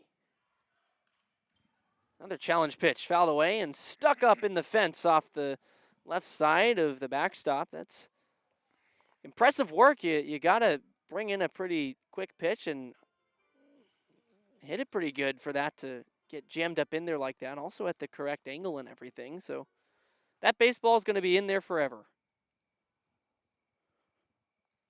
0-2. Shepler hits it the other way on a line over the leap of Robles and into left field. Pulaski up with it. So goes station to station. Uriapetto holds at third. It's a 2-strike single for Anthony Shepler. Find a way to get your 2 ball here. Wheeler did it in the 7th inning, went 4-6-3. Now a little bit of a different infield. That one again, kind of becoming eerily similar to that game in 2023 to end the season where the Crawdads held a relatively substantial lead late and couldn't hold on to it. Still 1 out. So, as you've remarked, a ground ball could get the Crawdads out of this inning unscathed, but Connor Johnston, the 9-hitter, a decent candidate for that as he takes the first pitch up above the zone for a ball. Johnston, who has grounded out twice today, also has a base hit, so another ground out. He's hit one to second and one to third. Another one there would probably result in 2, and this one's bounced behind the plate on the swing, so fouled off, goes to 1-1. What a long game we've played here again. Over 3 hours, 3 hours, 16 minutes so far. And a counting. Lefty versus lefty, 1-1. Johnston takes a sweeper on the outside corner for a strike. Thought about it with the bat, wobbled it down a bit, but thought better of it. Probably would have been a 2-ball had he went for it. Pulled it over to the left side. Next pitch. On the other way, it's lined up there. Hangs up for Pulaski towards the line. He makes the catch. Runner tagging. Throw home. He is safe. Just missing the tag, it looked like was Brandon Clisby. As Rudy Aparo didn't slide. He just ran in behind him. Probably saw that he had a bit of a step on him. But anyways, that one kind of threw me for a bit of a loop. Looked like it was way foul all of a sudden. Daniel Pulaski, nice play, but it'll be a sack fly for Johnston. Same thing as the 7th. It's a situation where you're trading out for a run, absolutely. Yeah. You know, you're getting a base runner off the paths, so you're giving up a run, but it's so what in that kind of game when you're getting it out. So now 9-4. Runner just on first with Chase Taylor, the lefty, taking a fastball, letter high for a ball. Wheeler and really the Crawdad pitching staff, mostly outside of Hudson Aber, bit of trouble finding strike one today on the first pitch of the at-bat. Scheffler still on first. Taylor, the lefty, fouls away the next pitch. That throw by Pulaski, excuse me. Yeah, I mean, credit to great. him. Because I think it caught everyone by surprise, including Uri Aparo, which is probably why he didn't slide. He didn't think there was a chance that ball was going to even come close to him. Kevin Parker Jr., or Aiden Robles at third. Parker was covering second while Robles was the cutoff man. Next pitch swung and a miss. Swung on and missed by Taylor. Was going to say Robles a nice job to sort of deke the runner. He was putting his hands up, yelling like crazy. Cut off, hit me at the mound, and acted like he was going to make a catch, but let it go through to Clisby. 1-2 to Taylor. Takes the sweeper outside and low, ball 2. So bit of deception from the cutoff man. Rudy Aparo maybe thought the throw was going to be stopped. 2-2 from Wheeler. A low set from the stretch. Take in 4 strike 3. Right at the knees. The sweeper lands in there. And Chase Taylor goes down looking. First time that he has struck out today. First strikeout for Paul Wheeler. 6 of the day for Crawdad. Pitching, they still lead it after giving up a run. 9-4 to the 9th they go.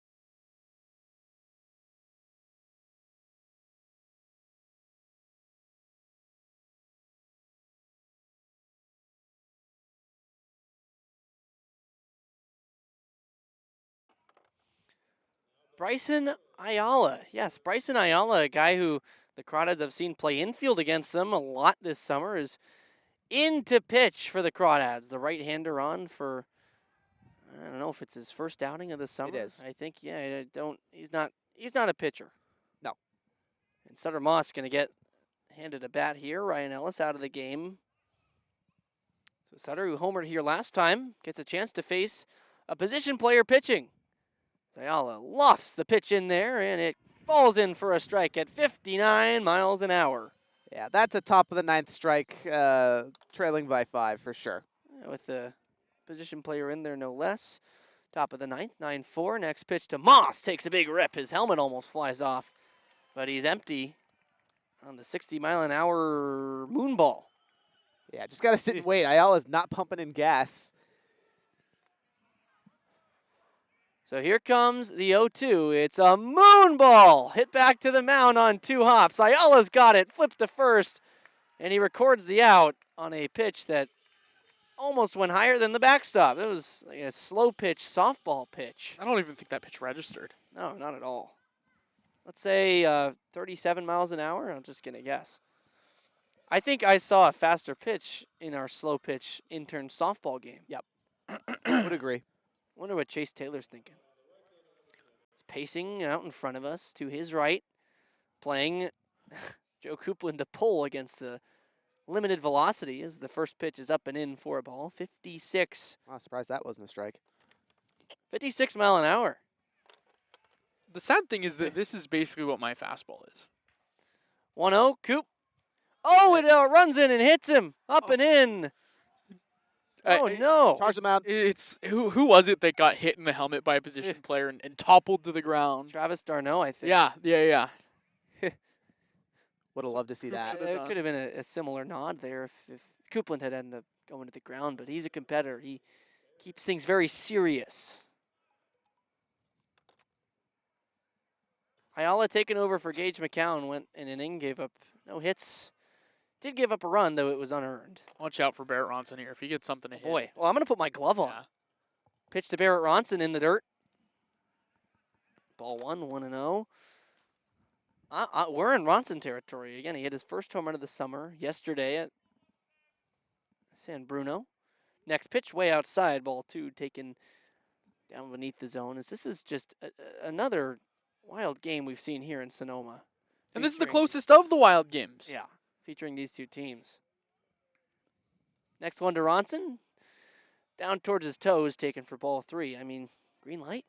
Yeah. Honestly, no. Hold the bat. I He's mean, not going to throw a strike. the other team is punting this game. I think you Yeah, I say agree. to heck with all the unwritten rules. 3-0 he takes. Runner goes, so another unwritten rule going to be perhaps broken. As the pitch, I believe, was a strike. Yeah. Coupland gets into second with a stolen base. First stolen base this season for Joe Coupland. Yeah. We are to the 9th in San Luis Obispo. I want this inning to go forever, so that one can end first. Me too. So pitch was called a strike. 3-1 to Ronson. He drives high to right field, back towards the wall, creeping his bass. He'll pull up a few steps in front of it and make the catch. Coupland up to third on the deep fly out by Ronson. 306 feet. So 2 outs for Ayala, who's been more effective than the first 2 pitchers today for Sonoma so far. But if you look at the last 4 innings of work, only 3 hits given up, a run that was unearned, and 8 strikeouts. As now Clisby in, takes ball 1. 2 down in the inning. Runner on third is Joe Coupland. He got hit by a pitch with 1 out. As Clisby under 1 to left field, looping fly ball. In comes Johnson. He'll squeeze it 4 out, number 3. So a very quick inning of work for the position man, Bryson Ayala, and in this kind of blowout game, it's still rather close, 9-4 for a blowout, I guess. So Sonoma hunting 5 runs in the bottom of the 9th.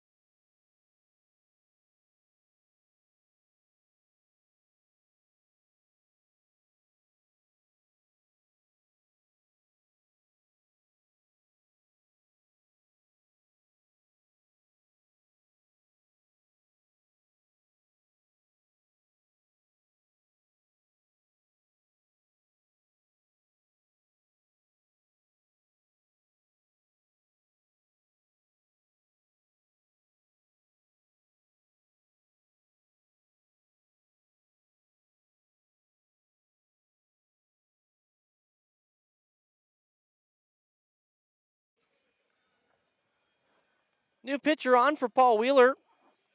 One of the tougher outings of Paul Wheeler's season so far, which otherwise has been stunning. 2 innings, 3 hits, 3 runs, all earned. A strikeout to a walk as it's Puffy Gomez to come in to pitch the ninth and get this one on. Crawdads have done everything they can to win this ball game as John Cena's theme song blares over the PA system here. And for Sonoma Stompers, the ground ball in the infield is kind of like you can't see it. For their infielders, for the most part, this season they've made 5 errors today. Jeez. And that's been nothing but normal. Brutality, Harry, but you're not wrong. For them, it feels like every game we've played here, it's been at least 3 errors for Sonoma, and today 5. They've done that before. Facing Gomez, it's Sebastiani, Carlson, and Tino Vassell. This is Ben Sebastiani, by the way, who has reached base once today. He scored after a walk in the 7th, but has struck out twice as well. Faces Puffy Gomez, who winds into his first pitch, which is upstairs, taken for a ball clipping out of the glove of Brandon Clisby. Alex Gomez, who had in his last outing, which was also here, a career-high 7 strikeouts, was the team lead until Devin James just the other day racked up 9 of them. Fastball again, taken at the letters for ball 2.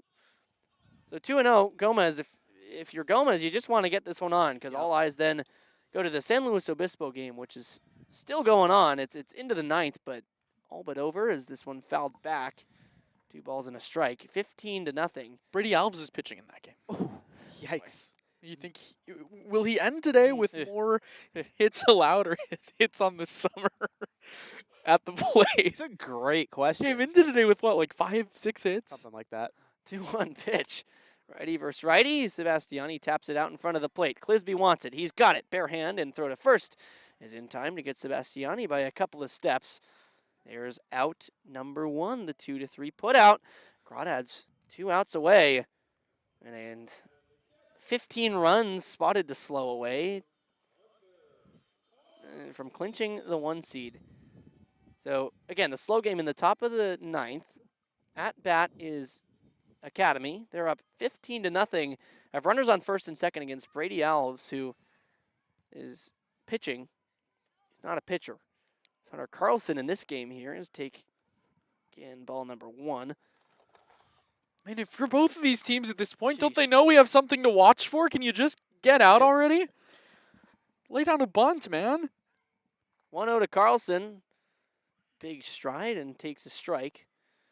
So 1 ball, 1 strike now. And for Sonoma, this was kind of a game that they would have obviously preferred to win in a situation where if it was slow, ended up with the 1 seed, and the Crawdads ended up with the 2 seed, Sonoma would not have to travel nearly as far.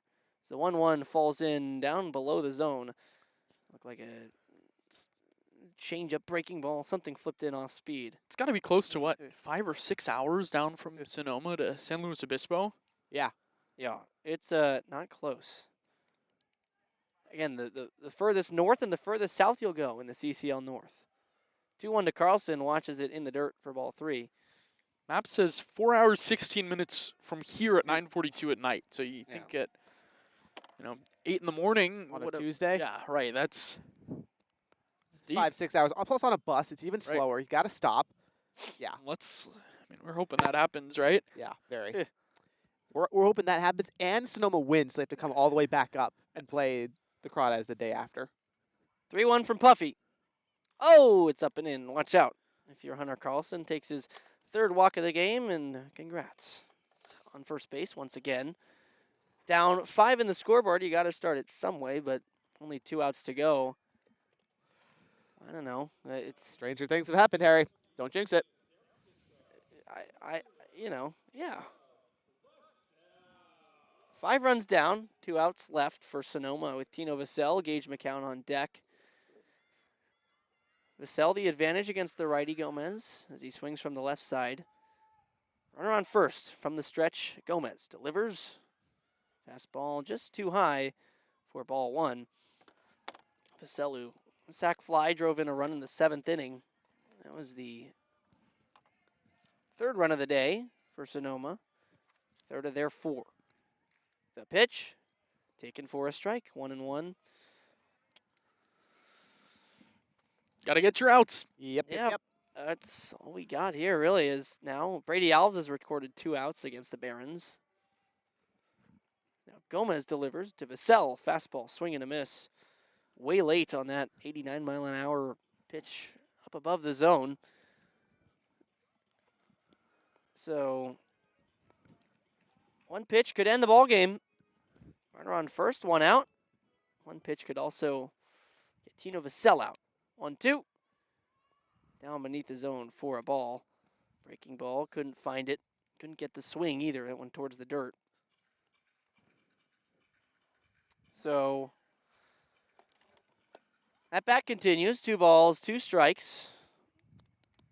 Carlson on first. The pitch swung on and miss. Really Weird. interesting Is that a pitch. changeup? I have no idea. 24 It's like a Verdi inches changeup. of induced vertical With break and 2,500 RPM. only 4 of horizontal. It's a weird pitch. Towards the glove side, though. So like a Cutter? sweeper? I don't know. It's weird.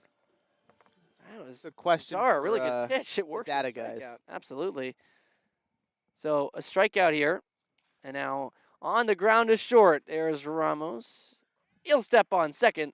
And that's Parker, who took over for Ramos at short. And he ends the ball game just like that. The Crawdads have taken provisional first place in the CCL North. The Academy Barons pitching staff 3 outs away from making it official, but it's all but over as they carry a 15-0 lead over the San Luis Obispo Blues. The playoffs, gentlemen, look like they are going to run through Danville, that they're going to run through Monta Vista High School in 2026. That is quite the accomplishment for a team that has done such an incredible job all season long, and, well, they've turned it up whenever Slow took a loss against the South team, and, well, it's just kind of letting the South do the business for the Crawdads. They controlled their destiny, and now it looks like they are in the driver's seat. Good win. Very. Sonoma's congratulating the Crawdads for first place. Hey, there's still 3 outs for Slow to score 15 runs. Yeah. It was good. It was a good win. Got a little dicey at times, but the bats came through. The arms did their job. Now we're 3 outs away from a game on Wednesday. And this is a Crawdads team that is just so talented. 1 through 9, they've got a whole lot of hitters. The pitching staff is incredibly deep. I mean, this is a team after last season's kind of postseason disappointment, the heartbreaking way it ended right here at Arnold Field. Brant Cummings went out and he reloaded this roster top to bottom. It's completely redone. Obviously, you've got some of the most impactful returners coming through, and they've all went crazy. And it's just what a testament it has been. This is a team that has rightfully earned first place. Unbelievable. And we've now gotten word. It's gone final in San Luis Obispo, and the Walnut Creek Crawdads have officially clinched first place in the CCL North.